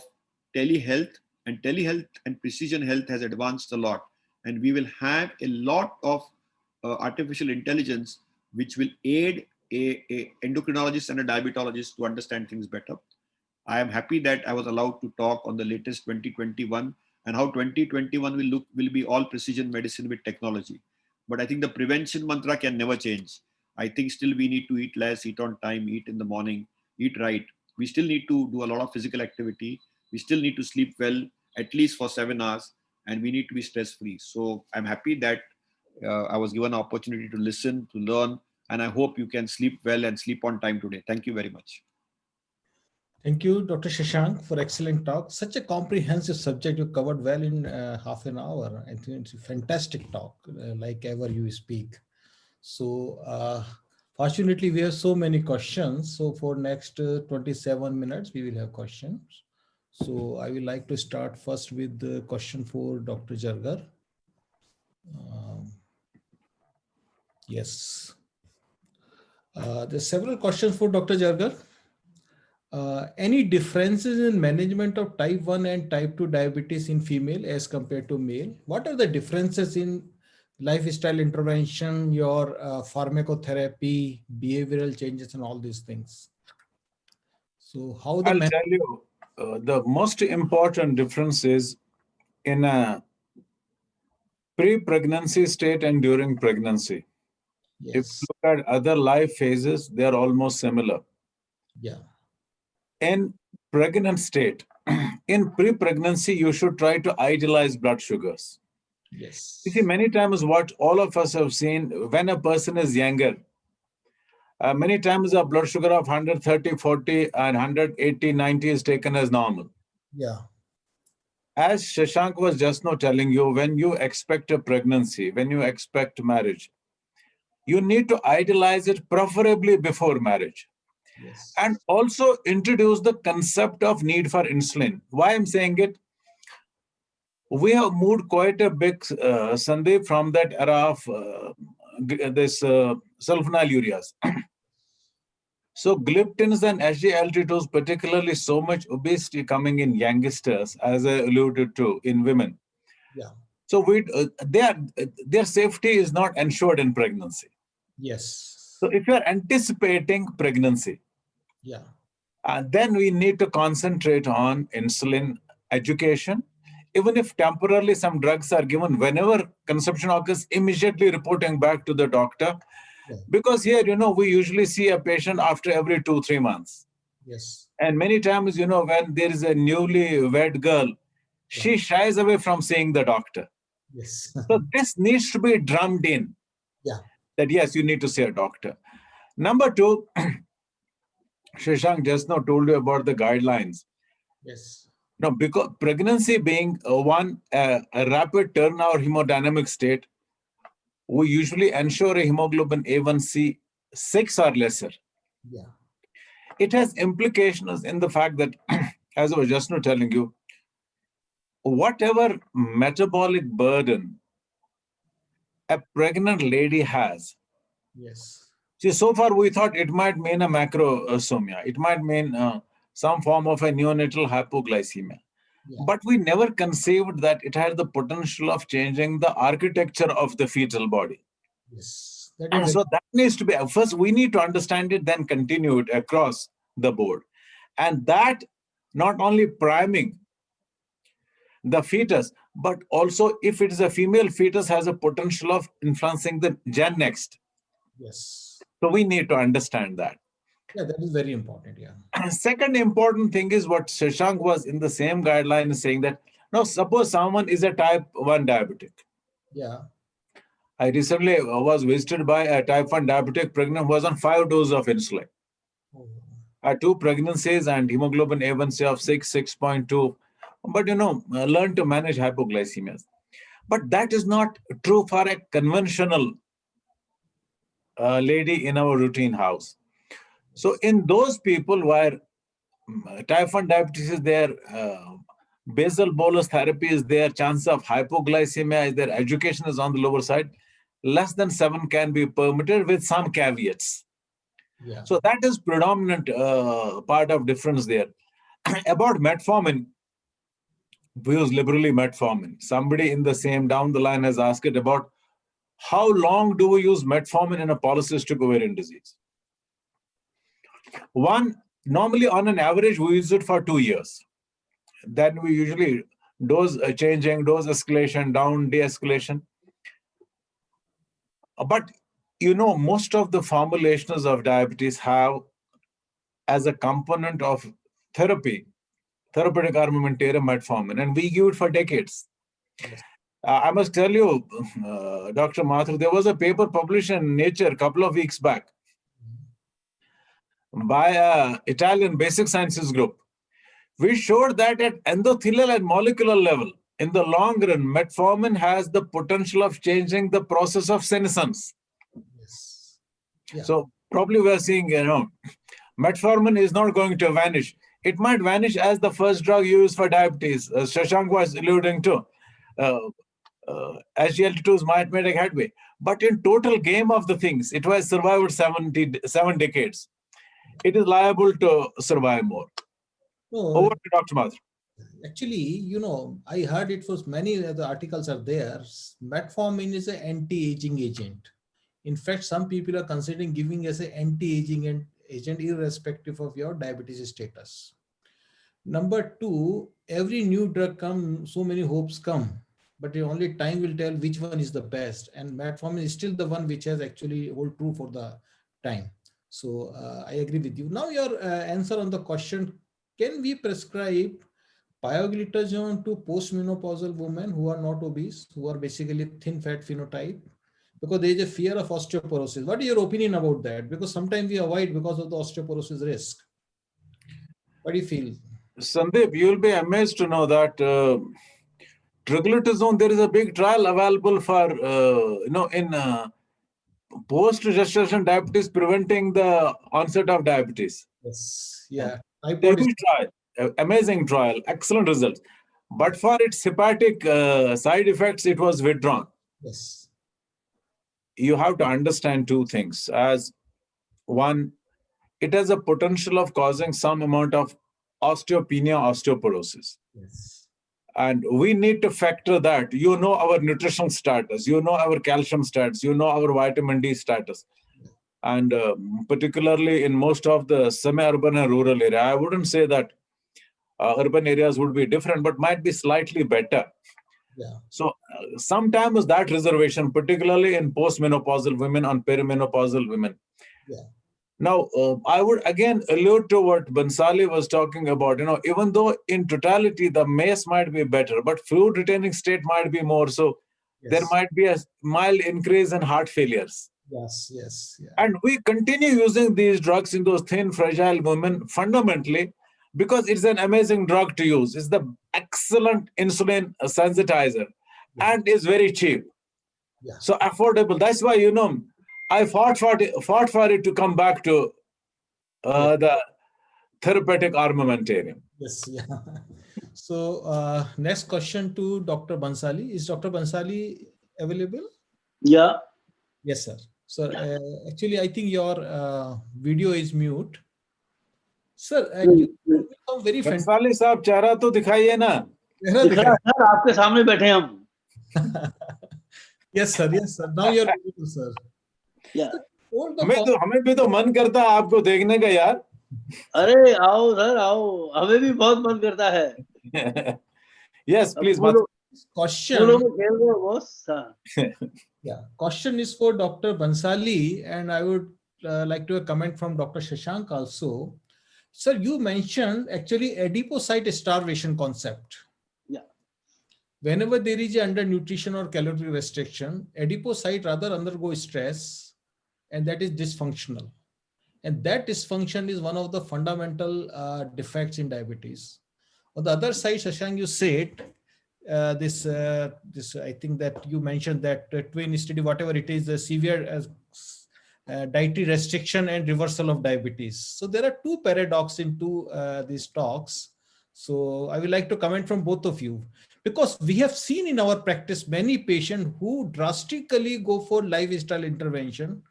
Two problems I have observed. Some have deterioration in diabetes. Many patients I remember, when they were consuming only 800, 900 calories and 2-3 hours exercise, their sugar deteriorated, and some of them even died of cardiac problem. On the other hand, there are studies which say severe caloric restriction or stringent calorie restriction improve diabetes in all metabolic profile. So I would like to have comment from both of you. Okay. So I think your first comment is about regarding adipocyte starvation.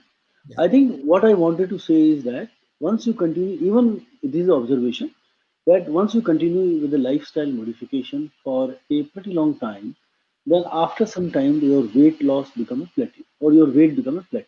Yes. The reason for this plateau is basically the homeostatic mechanisms will become operative. So Yeah. that adipocytes which has suddenly depleted of fat Yeah. assumes so many pro-inflammatory processes which eventually leads to tendency to gain weight. That's a usual phenomena which we usually see. So how to overcome this? Because you are talking about an intermittent fasting or a fasting or a very low calorie diet. So I think if you continue with further with the same lifestyle modification, without because homeostatic mechanisms are leading to less satiety and more feeding behavior of feeding activity. Yeah. So meaning by that, if someone does not lose weight or someone gains weight on a lifestyle modification program, it means that their dietary restrictions are not suffice. So what I mean to say is that homeostatic mechanisms are likely to be operative, but they can still be overcome by if you continue with the dietary restriction. So that's a usual phenomena which you see, and that people have called it as a yo-yo phenomenon. Your second question was, even on a very low calorie diet, they do very bad as compared to people they do very good, or some people even they show a reversal of a disease. Yeah. The Yeah. explanation for this is that those who are showing a they are already having a poor beta cell function. So Yes. this poor beta cell function, yes, eventually you require an organ for the reversal of a disease. If you do not have, yes, your ectopic pancreatic fat may go away and all. That's very true. But you should have some functional beta cells, which may be a very important. I will tell you one of the very classical example which we saw in one patient who underwent she was obese type 2 diabetes, underwent a laparoscopic sleeve gastrectomy, lost around 28 weight, and one day in emergency she came with diabetic ketoacidosis. Yeah. So what it does is only that the patient had a very poor beta cell reserve. Even she has lost weight, but she still experienced a diabetic acidosis. So you require a good beta cell function to be preserved for a reversal of a disease after the very low calorie diet. One more comment which Dr. Jargar wanted to make in this pioglitazone in a you ask in a lean postmenopausal woman. So two risk factors for osteoporosis. One is postmenopausal state per se, and secondly, lean itself is also a risk factor for osteoporosis. So I think those who have a history of fracture or any fracture, because they are atypical fractures, or those who I think best is you avoid pioglitazone in that. Otherwise, hyperglycemia. And as I mentioned that it is also a very good drug for as a vasculoprotective. It is not a cardioprotective because it is detrimental on myocytes. But that's why there is a segregation of the effects of the drug on the two systems. So over to Dr. Shashank. We remember during our DM entrance exam in Williamson mentioned so many trials of drastic calorie restriction that can lead to sudden cardiac atrophy and death. All those things are there in literature, old literature. Again, now new concept is coming: drastic diet reduction and your reversal of diabetes. Do you think that Dr. Mansell already pointed out good beta cell function? What is your opinion about it? These type of First, answer your first question related to the fat mass and the fat challenges. So remember three things. One is that Caucasians have a larger number of fat cells Yeah. or adipocytes compared to Indians or leaner individuals, Asians. So suppose we have a number that Yeah. Asian Indians on an average have say 2 million fat cells. Then compared to that, if you go to North America or Europe, they will have probably 5 million fat cells. So they Agree. are born with more number of fat cells. So their body has extra number of fat cells Yeah. compared to us. So what happens is that then when you are born with a finite number of fat cells, they Yes. can expand up to a point, but after that you will get ectopic fat depositions. So Yes. why Asian Indians are having higher predilection to cardiometabolic diseases is mainly because number of fat cells are finite, Yeah. they get overburdened, and then there is ectopic fat deposition which doesn't occur in Caucasians. So despite of 2/3 of Europe and US being obese, okay, the prevalence of diabetes or heart disease is still 5%.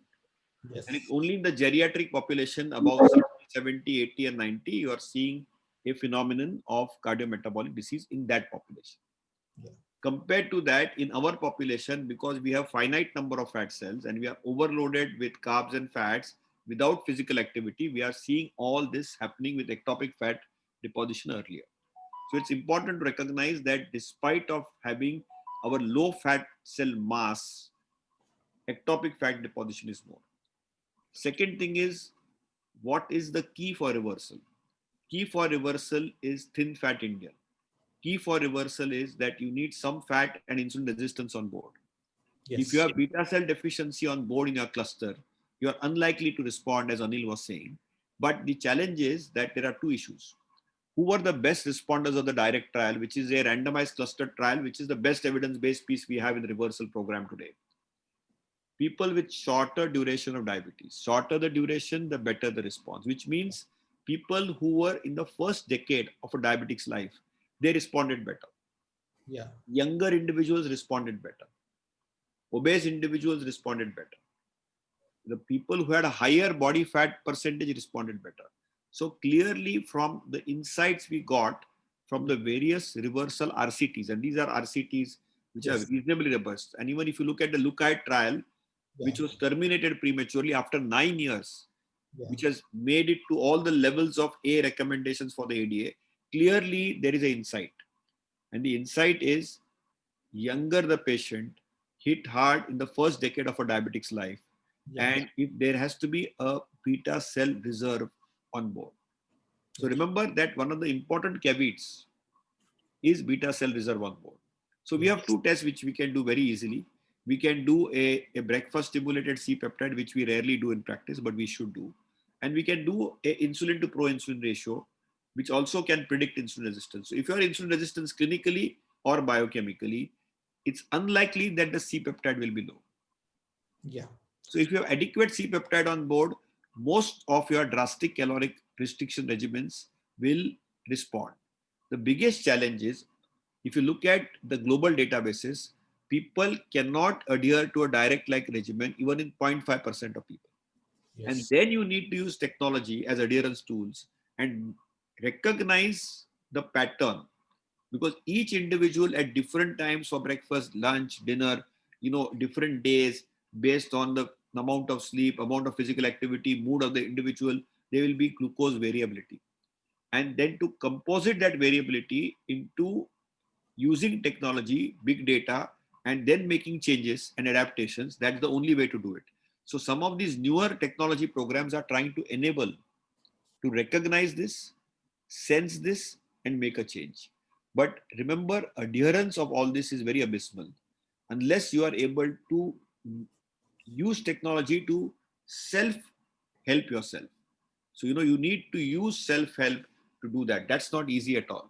And therefore, this is a big holy grail. But if you are able to reverse using technology, look at the impact, health economic impact it will have. Because then you can actually see the morbidity and mortality burden coming down.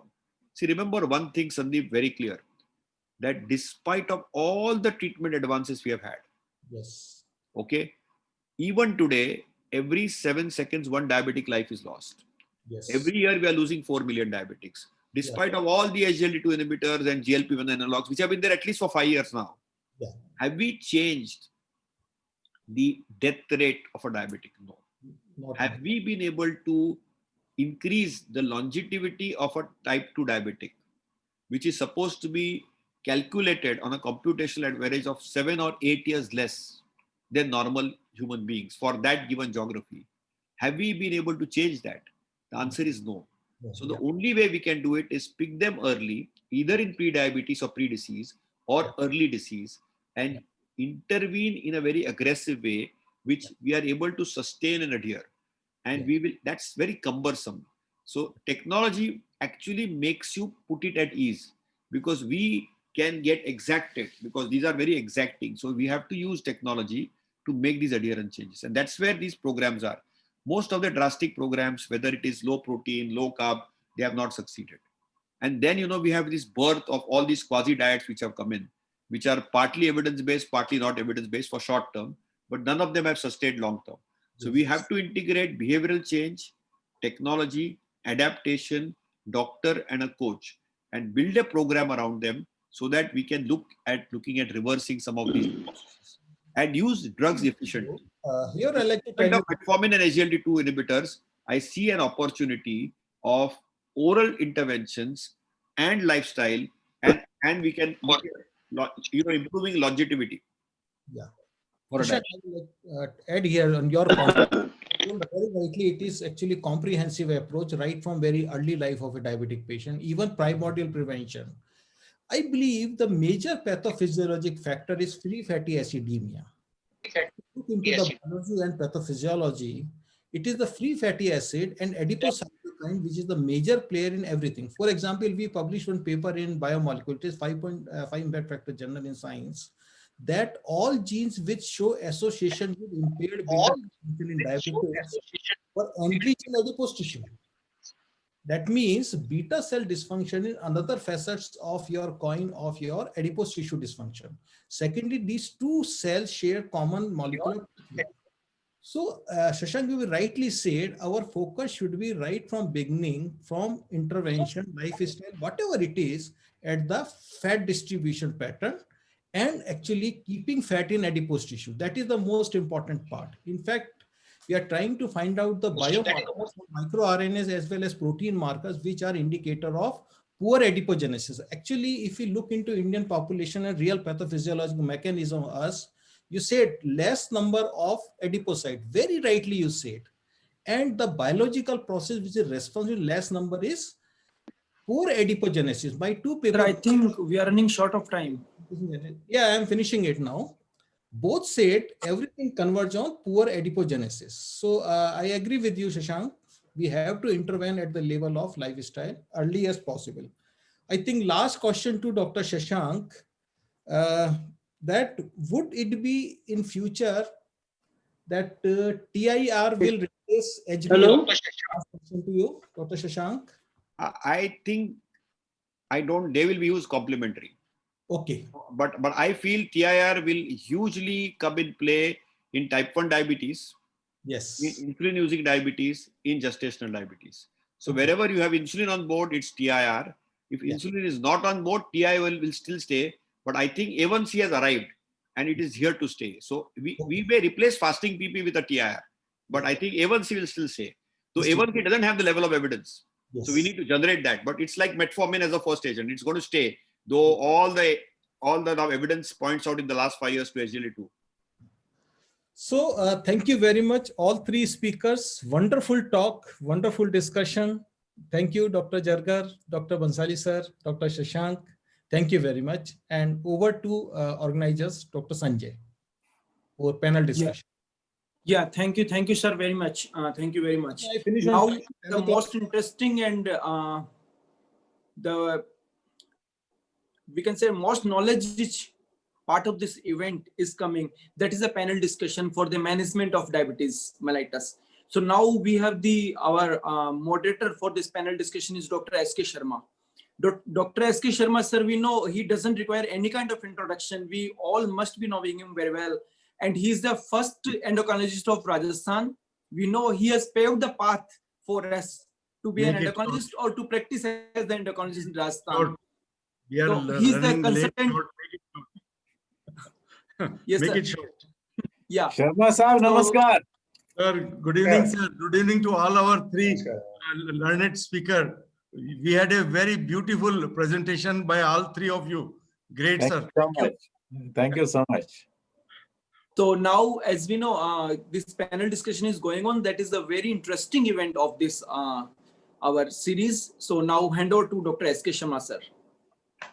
Thank you, Dr. Saran, for a very illuminative series of, I should say, lectures by our Endocrine Society Rajasthan chapter. And today we are going to discuss some of the panel questions with our senior endocrinologist like Dr. R.K. Sharma, Dr. Jay Chauradia, and Dr. Madhukar Mittal. So I can introduce them in short. Dr. R.K. Sharma is a senior endocrinologist working in Udaipur in medical college, as well as in part-time. He is coming to Ajmer also for a short patients, you can say, services. Dr. Jay Chauradia is again from Udaipur. We all know him, a very dynamic young endocrinologist. And he is also having his, you can say, working in Paras JK Hospital, Udaipur. And also, I think he's also giving some lectures to one of the medical colleges there in Udaipur. And our third speaker is Dr. Madhukar Mittal. And he is again from AIMS, Jodhpur. He's again a very senior endocrinologist. At present, additional professor, Department of Endocrinology at Jodhpur, AIMS. So a very prestigious institute now showing its, you can say, importance. Now very important AIMS is developing into a very important institute. So with that small introduction, because we are running short, we may start with our panel discussion. Dr. R.K. Sharma, we had some of these practice guidelines and problem in attending or controlling our diabetic patients. So what different challenges you see in the management of our type 2 diabetic patient? First of all, I would like to thank the organizer. And we face a lot of challenges because diabetes is a huge burden to healthcare system of every country. And the challenges are, we have so many therapies available, but optimizing the therapy to achieve targeted level, that is of the first challenge to us. Second is to educate the people regarding the symptoms, because diabetes is a silent disease, and a patient to learn, recognize the symptom, early diagnosis, and to adhere the treatment. Third problem is that patients are not adhering to the treatment. They are coming to us, say, after 10, 20 years. So adhere to the therapy, adhere to the follow-up, and to achieve the early intervention. The barrier to the therapy should be cleaned out. And so barrier to the insulin, barrier to the therapy is the main challenges to us. Thank you. Thank you, sir. Thank you very much. As Dr. Shashank highlighted, that hit hard very early. But what happens actually in practice is that our patients think that they are having a mild diabetes to start with, and they may not be taking it in, you can say, sincerity. And that's why they accumulate huge burden, glycemic burden, what we say. And because of that, they develop significant complication after 5 or 10 years down the line. And you also highlighted that the problem of insulinization, because insulin is an expected treatment. Many times our patients and even our colleagues are afraid of using insulin. That is very important. So with that same, you can say, connotation, I will ask Dr. Madhukar Mittal that earlier we used to have a stepwise approach, and now we say combination approach. So what is your opinion regarding whether we should go for a stepwise approach or a early combination in our type 2 diabetic patient? Dr. Mittal.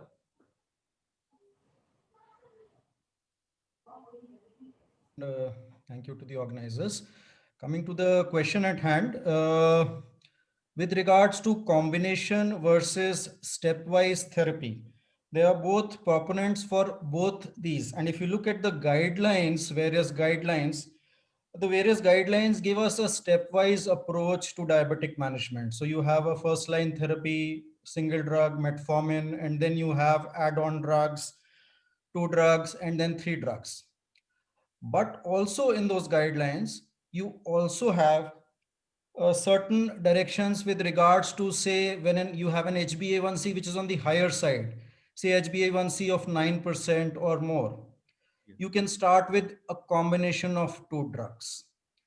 Now, what are the advantages of having combination therapy vis-a-vis a stepwise? A combination therapy, if you look, especially with regards to various trials, and especially the recent Verify trial with vildagliptin, it led to an advantage not only of earlier glycemic control, so that clinical inertia was gone and you had a lesser duration of hyperglycemia for patients. So patients achieved good blood glucose earlier. But also what was more important was the durability of glycemic control. So what was seen over time was that the patients who were started on combination drugs and the patients who were initially started on one drug and later on combination therapy, the number of people who maintained glycemic control was much higher in that particular group, which was started on combination therapy earlier.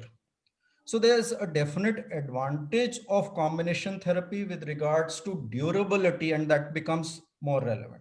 And now when we have so many drugs which target various pathogenic mechanisms, see, obviously you can target using combination therapy different pathophysiologic mechanisms.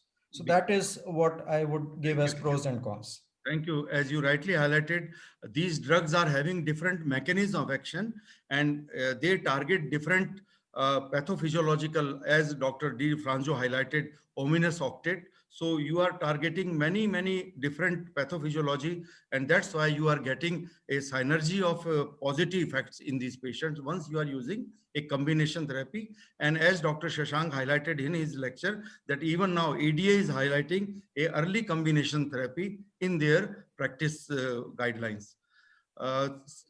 Once we have control of glucose or not, let's say our patient may be having good control or slightly poor control, but what is the important point? Whether we should be you can say glucose centric, or we should be treating our patient in a comprehensive manner. So our question goes to Dr. Jay Chordia, that you should be treating your diabetic, type 2 diabetic patient for glucose lowering or for multifactorial risk reduction. So I think first, thank you very much, all the persons who are here. This is very important, sir, because in India, if you concentrate on diabetes, the patient comes to you and tells, sir, check my sugar and treat me. So whether diabetes is only sugar, from a patient profile, diabetes is sugar. From a medical perspective, on an endocrinologist perspective, diabetes is it may be a glucocentric disease, but it is a cardiometabolic, it's a whole of metabolic disorder. So definitely this gimmick of diabetes is sugar should be removed, and it should be more of a metabolic spectrum, that no, this is not only sugar, this is pertaining to your eyes, this is pertaining to your kidney, this is pertaining to your heart. And what I think Dr. Shashank had about ADA 2021 guidelines and all, we were discussing, Dr. Pansali sir told about adipocytokines and adiposity. So whole through, and Jargar sir told about the PCOS and the spectrum of diabetes in females. It was clear that it is not only glucose which is important in diabetes, it is the whole of metabolic profile, maybe lipids, maybe or any other complications.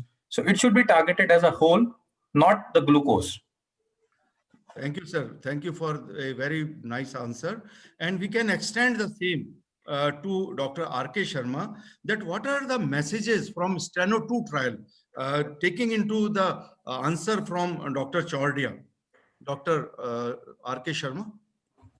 The Steno 2 trial tells us that early intervention in high risk diabetes patient by combination therapy for hypertension as well as for the diabetes and other metabolic parameters definitely improve the mortality outcome as well as vascular health. Thank you, sir.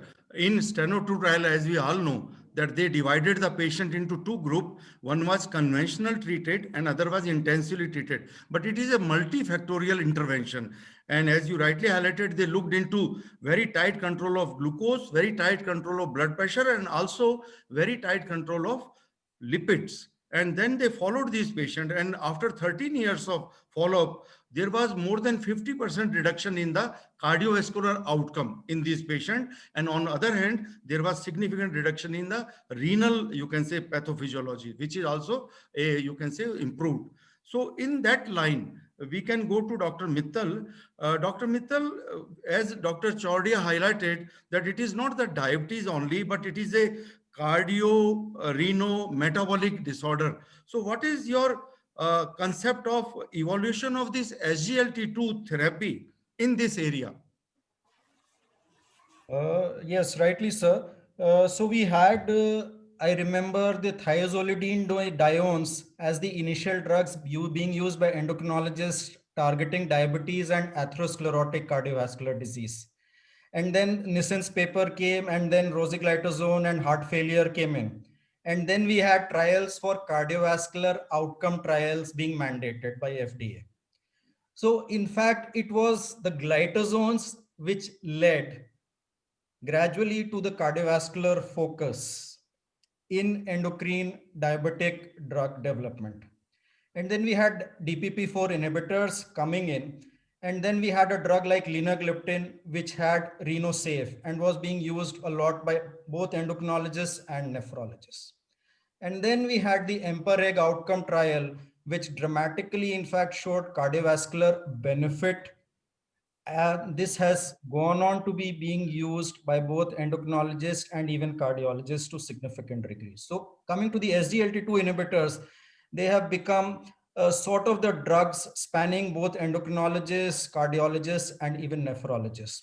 So we know that SGLT2 inhibitors, there are so many now with trials leading to heart failure reduction of 30 to 40%, cardiovascular risk reduction, cardiovascular death. But as Dr. Joshi mentioned, overall mortality has not decreased.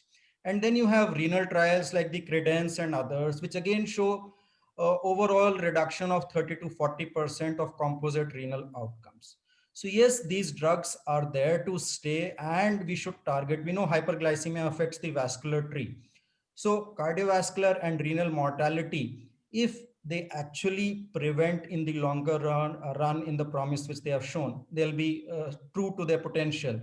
They'll be there to stay, definitely. Thank you. Thank you for that beautiful answer.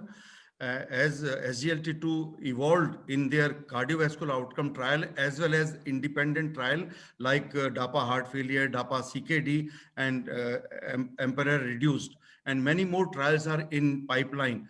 And now we realize that diabetes is a cardiovascular risk equivalent, you can say, or there is a large number of our diabetic patients dying because of cardiovascular disease. So Dr. Chordia, many times we see frank, you can say, cardiovascular disease in our diabetic patient. But I hope that there is a large number of patients where there is a subclinical atherosclerotic disease in our diabetic patient. As we all know that diabetes is a disease which is having accelerated atherosclerosis. So what is your opinion regarding this? So very wonderful question, and a very important question is because a first time diagnosed diabetic patient presenting in emergency with acute coronary syndrome, and he says that whether my diabetes came first or whether my atherosclerosis came first.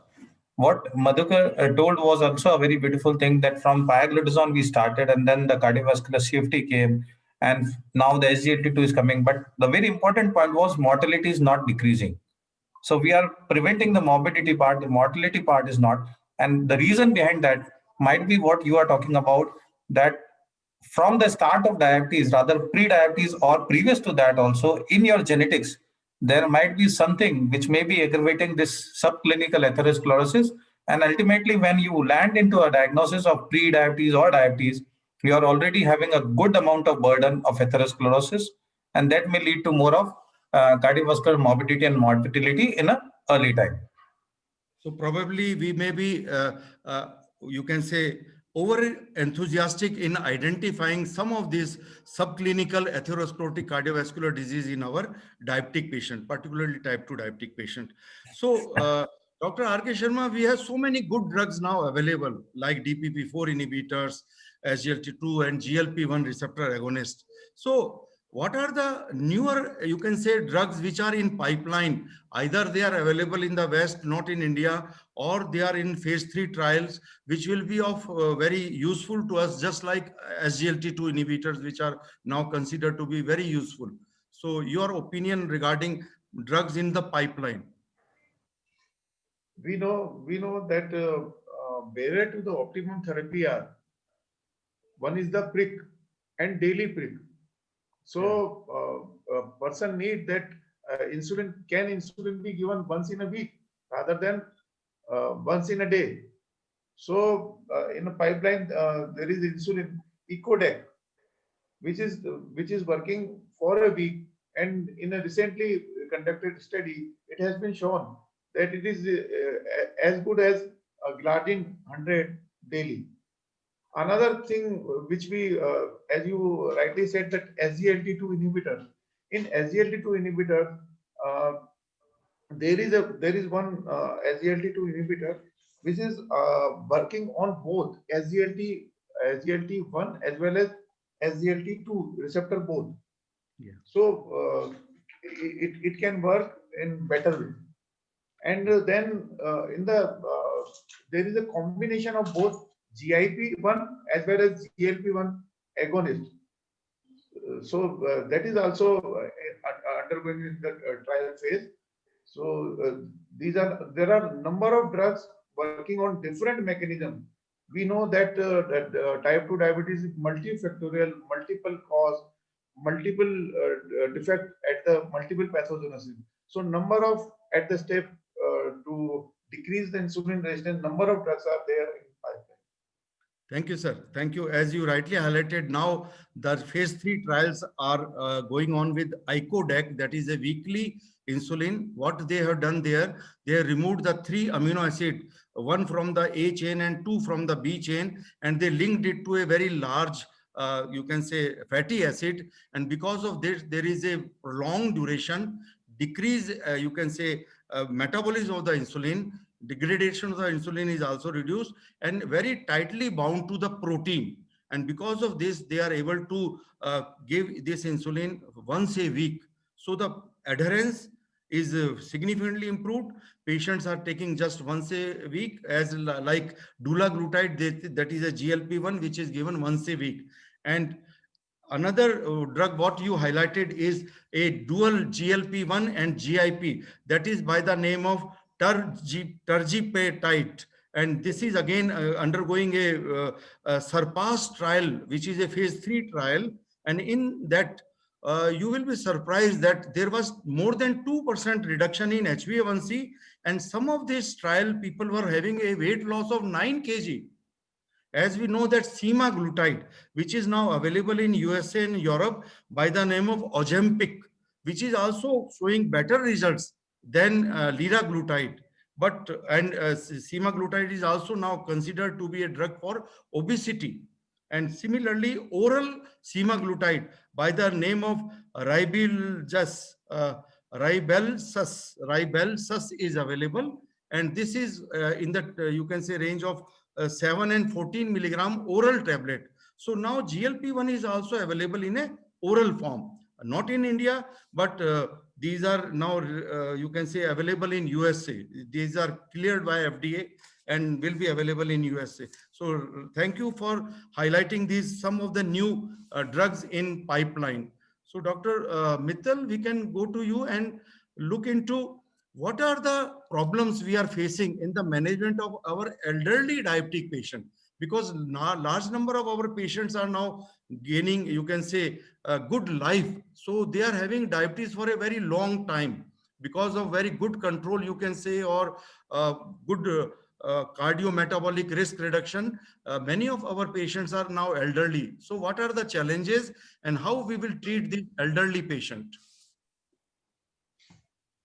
Yes, so now as our population is aging, so we're seeing a lot of elderly diabetics, which we would see in the Western population. But even in our setup, we are seeing a lot of elderly patients. So there are problems faced by the elderly, and predominantly we should remember there are problems like they may be needing assistance from caregivers. Their faculties, both physical and cognitive faculties, may be impaired. How to manage, I would look at it in two formats. One is the glycemic targets, and one is the drugs which we are going to give to these individuals. So as Dr. Shashank Joshi showed in his slide, that one slide has come back with regards to comorbidities, aging population, the glycemic targets get relaxed. So you have the American Diabetic Association, American Geriatric Association, International Diabetic Federation, and the European Diabetes Working Group endorsing HbA1c targets of 7.5, 8, and 8.5% in these individuals elderly. So if they are healthy relatively, you would go for a target of say 7.5. If they have an intermediate lifespan with comorbidities, you would go for 8. And if you have a relatively shorter lifespan expectancy, you would go for a much more relaxed A1C target of 8%. So similarly for sugars. The second aspect was drugs. What drugs to choose? Obviously, we would choose drugs which cause less hypoglycemia. So metformin again remains the first drug, but as an add-on, you have DPP-4 inhibitors and maybe TZDs and SGLT2 inhibitors coming into play, and maybe GLP-1 analogs, but you would give less preference to longer acting sulfonylureas. Maybe shorter acting sulfonylureas still have a place there. And when choosing these drugs, one must keep in mind the EGFR and the comorbidities in these elderly individuals, so that dose modification becomes very important. And choosing a drug, so especially when we say SGLT2 inhibitors, there are papers which have come, they can be used in elderly, but still they are not so well established in guidelines because there is a fear of volume depletion. But considering heart cardiovascular comorbidity, obviously they would gradually gain more acceptance with time. So that is how we should go ahead. You have a recent 2019 JCM guidelines, Endocrine Society for Elderly. And so you have these guidelines coming up. Thank you, sir. Thank you for highlighting these problems of excess of hypoglycemia. So our drugs choices should be according to them, and our targets may be slightly relaxed according to the frailty of these patients and the comorbidities and the polypharmacy these patients are using for so many other diseases in elderly patients like cardiovascular disease, hypertension, prostate or other infections, etc. So thank you very much. So on one extreme, we have elderly patient, but Dr. Choradia, we have also now seen our young patients who are having type 2 diabetes. So how to approach this young type 2 diabetic patient, and how to identify and how to approach them? Yes, sir. A very validated question. I think all of the experts who are here might be facing a big challenge. If I quote about myself, I saw recently a 13-year-old boy who has a good C-peptide reserve, was anti-GAD negative, and doesn't have ketosis, but has diabetes. His HbA1c was high, and he's well set on doses of metformin and a low dose of glycoside because his postprandial was high. So at the age of 13, you will think that more it is a type 1 diabetes rather than a type 2 diabetes. So what profile initiated me to diagnose that it is a type 2 young onset diabetes is because of a positive family history, because of the insulin resistance, because of the obesity. So you may see one spectrum of type 2 diabetes young patient of this category. Also, simultaneously, I think you all might be seeing also a lean variant of type 2 diabetes in a young age population, where they have good reserves of C-peptide, they are already on, because you are an endocrinologist, so your patient might be reaching you after say 2 to 3 years of diagnosis, all the drugs has been tried, and then he comes, and he is well settled, occasionally with impaired HbA1c in between. So it's very big confusion state that whether he's a type 1 diabetic or a type 2 diabetic. So very important is the family history, the risk factors, the cardiometabolic and the generalized phenotypic presentation, as well as the reserves testing, like we can get a C-peptide, what Dr. Shashank was telling about the post-breakfast C-peptide values, which can give you a better idea about the beta cell mass, and then you can finalize the treatment in a good manner. Thank you, sir. Thank you very much. And there is always a problem of correctly classifying these young patients, whether they are type 1, whether they are early onset type 2, whether they are having, you can say, malnutrition modulated diabetes or fibrocalculous diabetes, or if they are in the range of, let's say, 25 onwards, then below 25, then we say Moody type, that is maturity onset diabetes of young. These are some of, and then some of these genetic disorders, or many of the endocrinopathies are also associated with hyperglycemia. So one has to be very careful in correctly classifying them and then treating. As you rightly highlighted, our first drug for young type 2 diabetic patient remains metformin and lifestyle measures. And if that fails, then people are using other drugs like probably sulfonylurea, DPP-4 inhibitor. These are the drugs. But many times we have to give insulin also to them, because many times they do not respond to metformin and some of these oral drugs. So insulin is considered to be a, you can say, additional choice there. And similarly, a Swedish study highlighted, even in type 2 diabetic patient, they clustered the patient. So if you have any idea of those clustering of type 2 diabetic patient, and Dr. Mohan also in his study has highlighted some of the Indian clusters of type 2 diabetes. So cluster of type 2 diabetes might be, I don't have a perfect idea, I can't say, but basically this is a good event where Sanjay has initiated this Rajasthan affiliated endocrine, and we all, being an endocrinologist in practicing in Rajasthan, we can rather have our cluster of young onset diabetics to differentiate. We should frame rather a basic guidelines to say that how you have diagnosed it as a young onset type 2, not a type 1 diabetic. You should have a strict guidelines. Pertaining to this details, I think you might be a better person to tell, sir. So in Swedish study, what they have done, they have divided their type 2 diabetic patient into 5 groups. But Okay. One of the group was significantly insulin autoimmune type of diabetes, insulin deficiency diabetes. The other was not having GAD antibody, but severe insulin deficiency. The third was insulin resistant type of diabetes. Fourth, they say that it is a obesity related diabetes. And the fifth, they say it is elderly diabetes, age related diabetes. And these are patients who are having milder diabetes. Obesity related and age related diabetes is considered to be mild diabetes, and they were treated mostly easily with metformin. The problem is that severe insulin resistant diabetes are having more chances of hypertension and chronic kidney disease. And severe insulin deficiency diabetes cluster was having more chances of developing diabetic retinopathy. Similarly, Dr. V. Mohan in his, you can say, study highlighted Indian clusters. Again, he excluded patients who are having GAD antibody positivity, and then he divided these type 2 diabetic patients into 4 groups. And in them, one is severe insulin deficiency diabetes, but without GAD. So it is just like a Swedish group.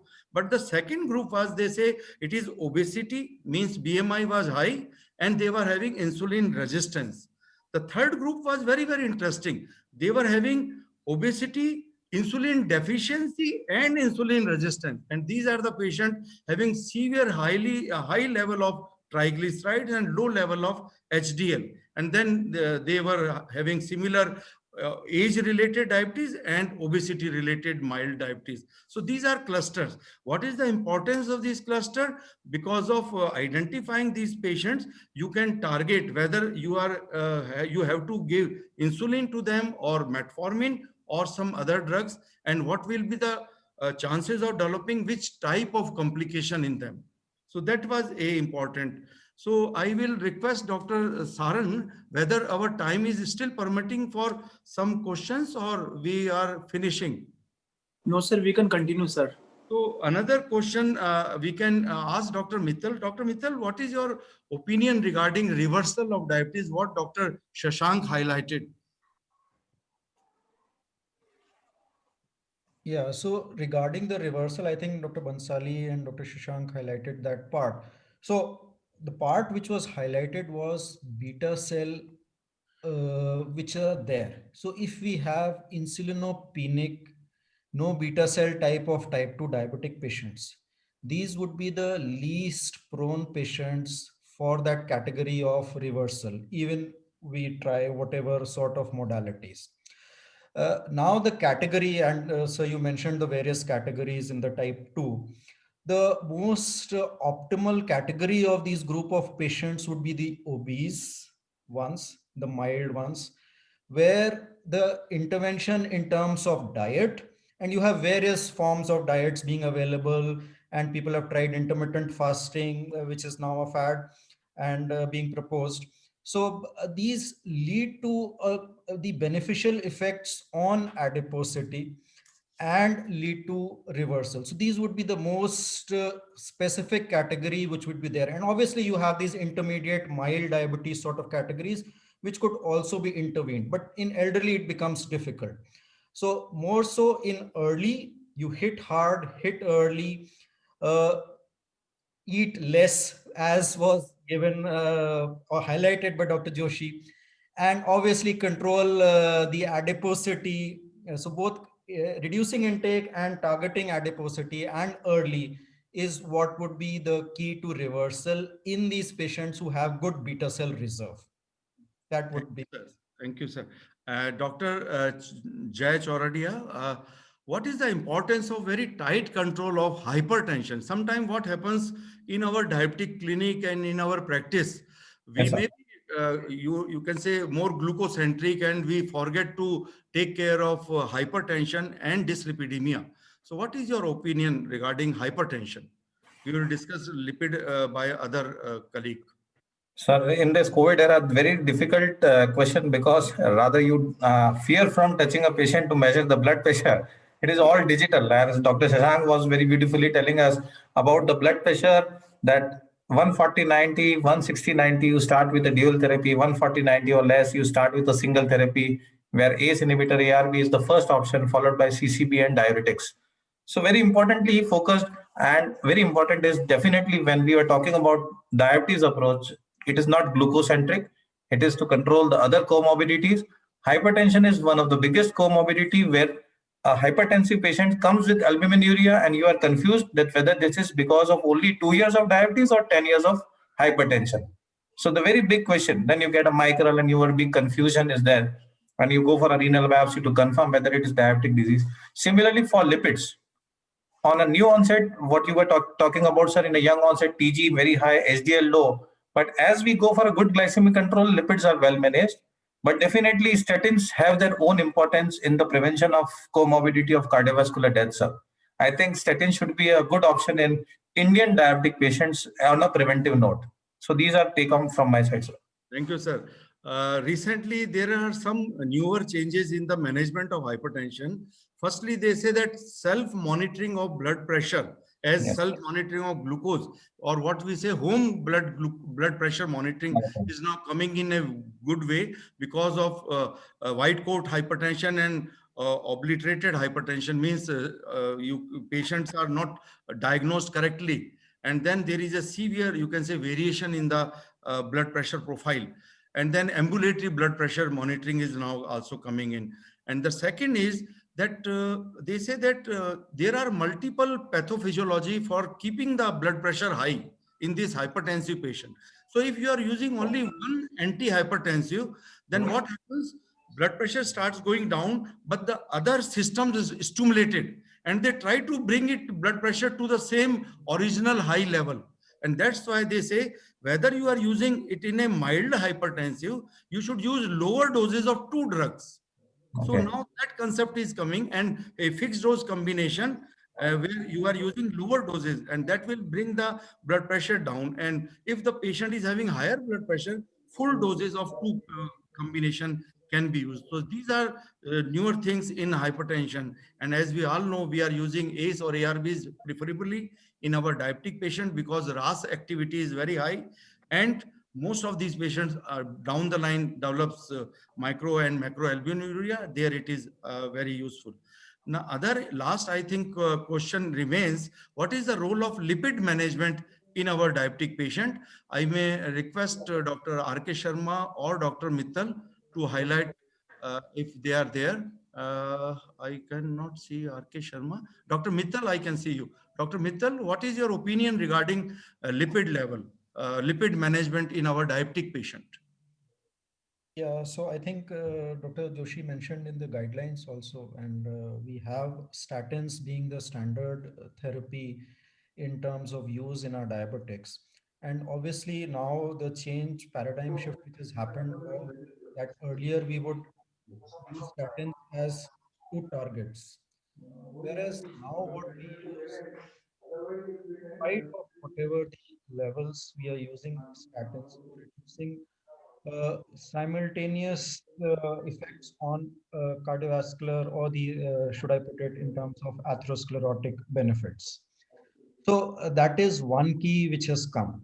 And then obviously you have add-on in terms of recommendations as ezetimibe being added on for LDL reduction, or this 9K inhibitors coming up. So these two have also come up in the guidelines now along with statins. Thank you, sir. So Indian Lipid Association has now classified our lipid abnormality, whether it is a non-diabetic or diabetic, according to the classification of these patients into mild, moderate, severe, or very high risk patients. And accordingly, lowest level of LDL now going to the tune of something like 50 milligram of LDL. So they say that in very high risk patient, you should have a LDL level of 50. And for that, as you rightly highlighted, many of our patients require combination of anti-lipid like statin plus ezetimibe, or in few of them, PCSK9 inhibitor. But important simple point is that large number of our diabetic patients are not receiving even the mandatory moderate intensity, or if they are having multiple risk factor, then intensity lipid lowering drug. That is very important. So basically every type 2 diabetic patient above the age of 40 should be on a moderate intensity lipid therapy, a lipid lowering therapy, like in the form of statin. And if it is not reducing the lipid to our target, then you have to combine it. So the message here is that lipid abnormalities should be looked into, and most of our diabetic type 2 diabetic patients should be on a lipid lowering statin therapy. And in Steno 2 trial, when they looked into what is the benefit of different therapies, the maximum benefit was seen because of lipid lowering, rather than because of glucose lowering or because of hypertension lowering. Hypertension coming second to them, and the glucose lowering was coming third in the, you can say, stepwise, if what is the best results you are getting in these type 2 diabetic patients. So thank you very much, our learned panelists. And over to Dr. Saran. If you have any questions or any comments, you can ask directly to our learned panelist. Over to you, sir. Yes, sir. Thank you. Thank you very much for great moderation. And thank you very much, Dr. Jay, Dr. Madhukar Mittal, Dr. R.K. Sharma, sir, for your the best way to how to manage the diabetes mellitus, or just managing this panel discussion. Thank you. Thank you. Our panelists have given answers on, you can say, without any promptness of questions. So thank you very much. Yes, sir. Thank you, sir. Thank you, everybody. Thank you. So on the behalf of Endocrine Society of India Rajasthan affiliate, I thank to all of our audience, all of our speakers, eminent speakers, we can say, because today the speakers were Dr. Jargar sir, Dr. Bhansali sir, Dr. Shashank Joshi sir, even Dr. S.K. Sharma sir, and Dr. Madhukar Mittal, Dr. R.K. Sharma sir, Dr. Sandeep Mathur sir, Dr. Jay Chodia sir. So thank you all for sparing your valuable time for this our Rajasthan Endocrine Society, and thank you very much. I thank to all of audience. Dr. Prakash Keswani's opinion also. Yes, my opinion is today's evening was the most productive, most useful and fruitful, because of the very brilliant speakers were with us, And at the end, panel discussion was very lively. Most practical questions were answered. And I think audience must have learned a lot from this session. And this program has been really very good. Dr. S.K. Sharma, you have conducted very good panel discussion with the very practical questions. And we all are delighted with that. And all the three speakers also, who have been very bright speakers and most recognized endocrinologists in the country, Dr. Bansali, Dr. Jargar, Dr. Shashank, all have given very informative talks and very lively panel discussions. The whole of the Rajasthan Endocrine affiliate, thank you all the three speakers, but not to the Dr. Sandeep Mathur, not to the Dr. S.K. Sharma, not to the other panelists, because you are a part of Rajasthan Endocrine affiliate. So thank you for making us part of it. Thank you. This is your own program. This is your own program. This is our own program. Absolutely. Yes. Thank you. So take care and be careful. Still, we have to be careful. Vaccine may not be available for 3 to 6 months. Yes. Keep our But we can see at least each other, and we have at least we start of seeing our colleagues also. So at least we can see many of our colleagues. Thank you. Good night. Thank you, sir. Thank you, Jay.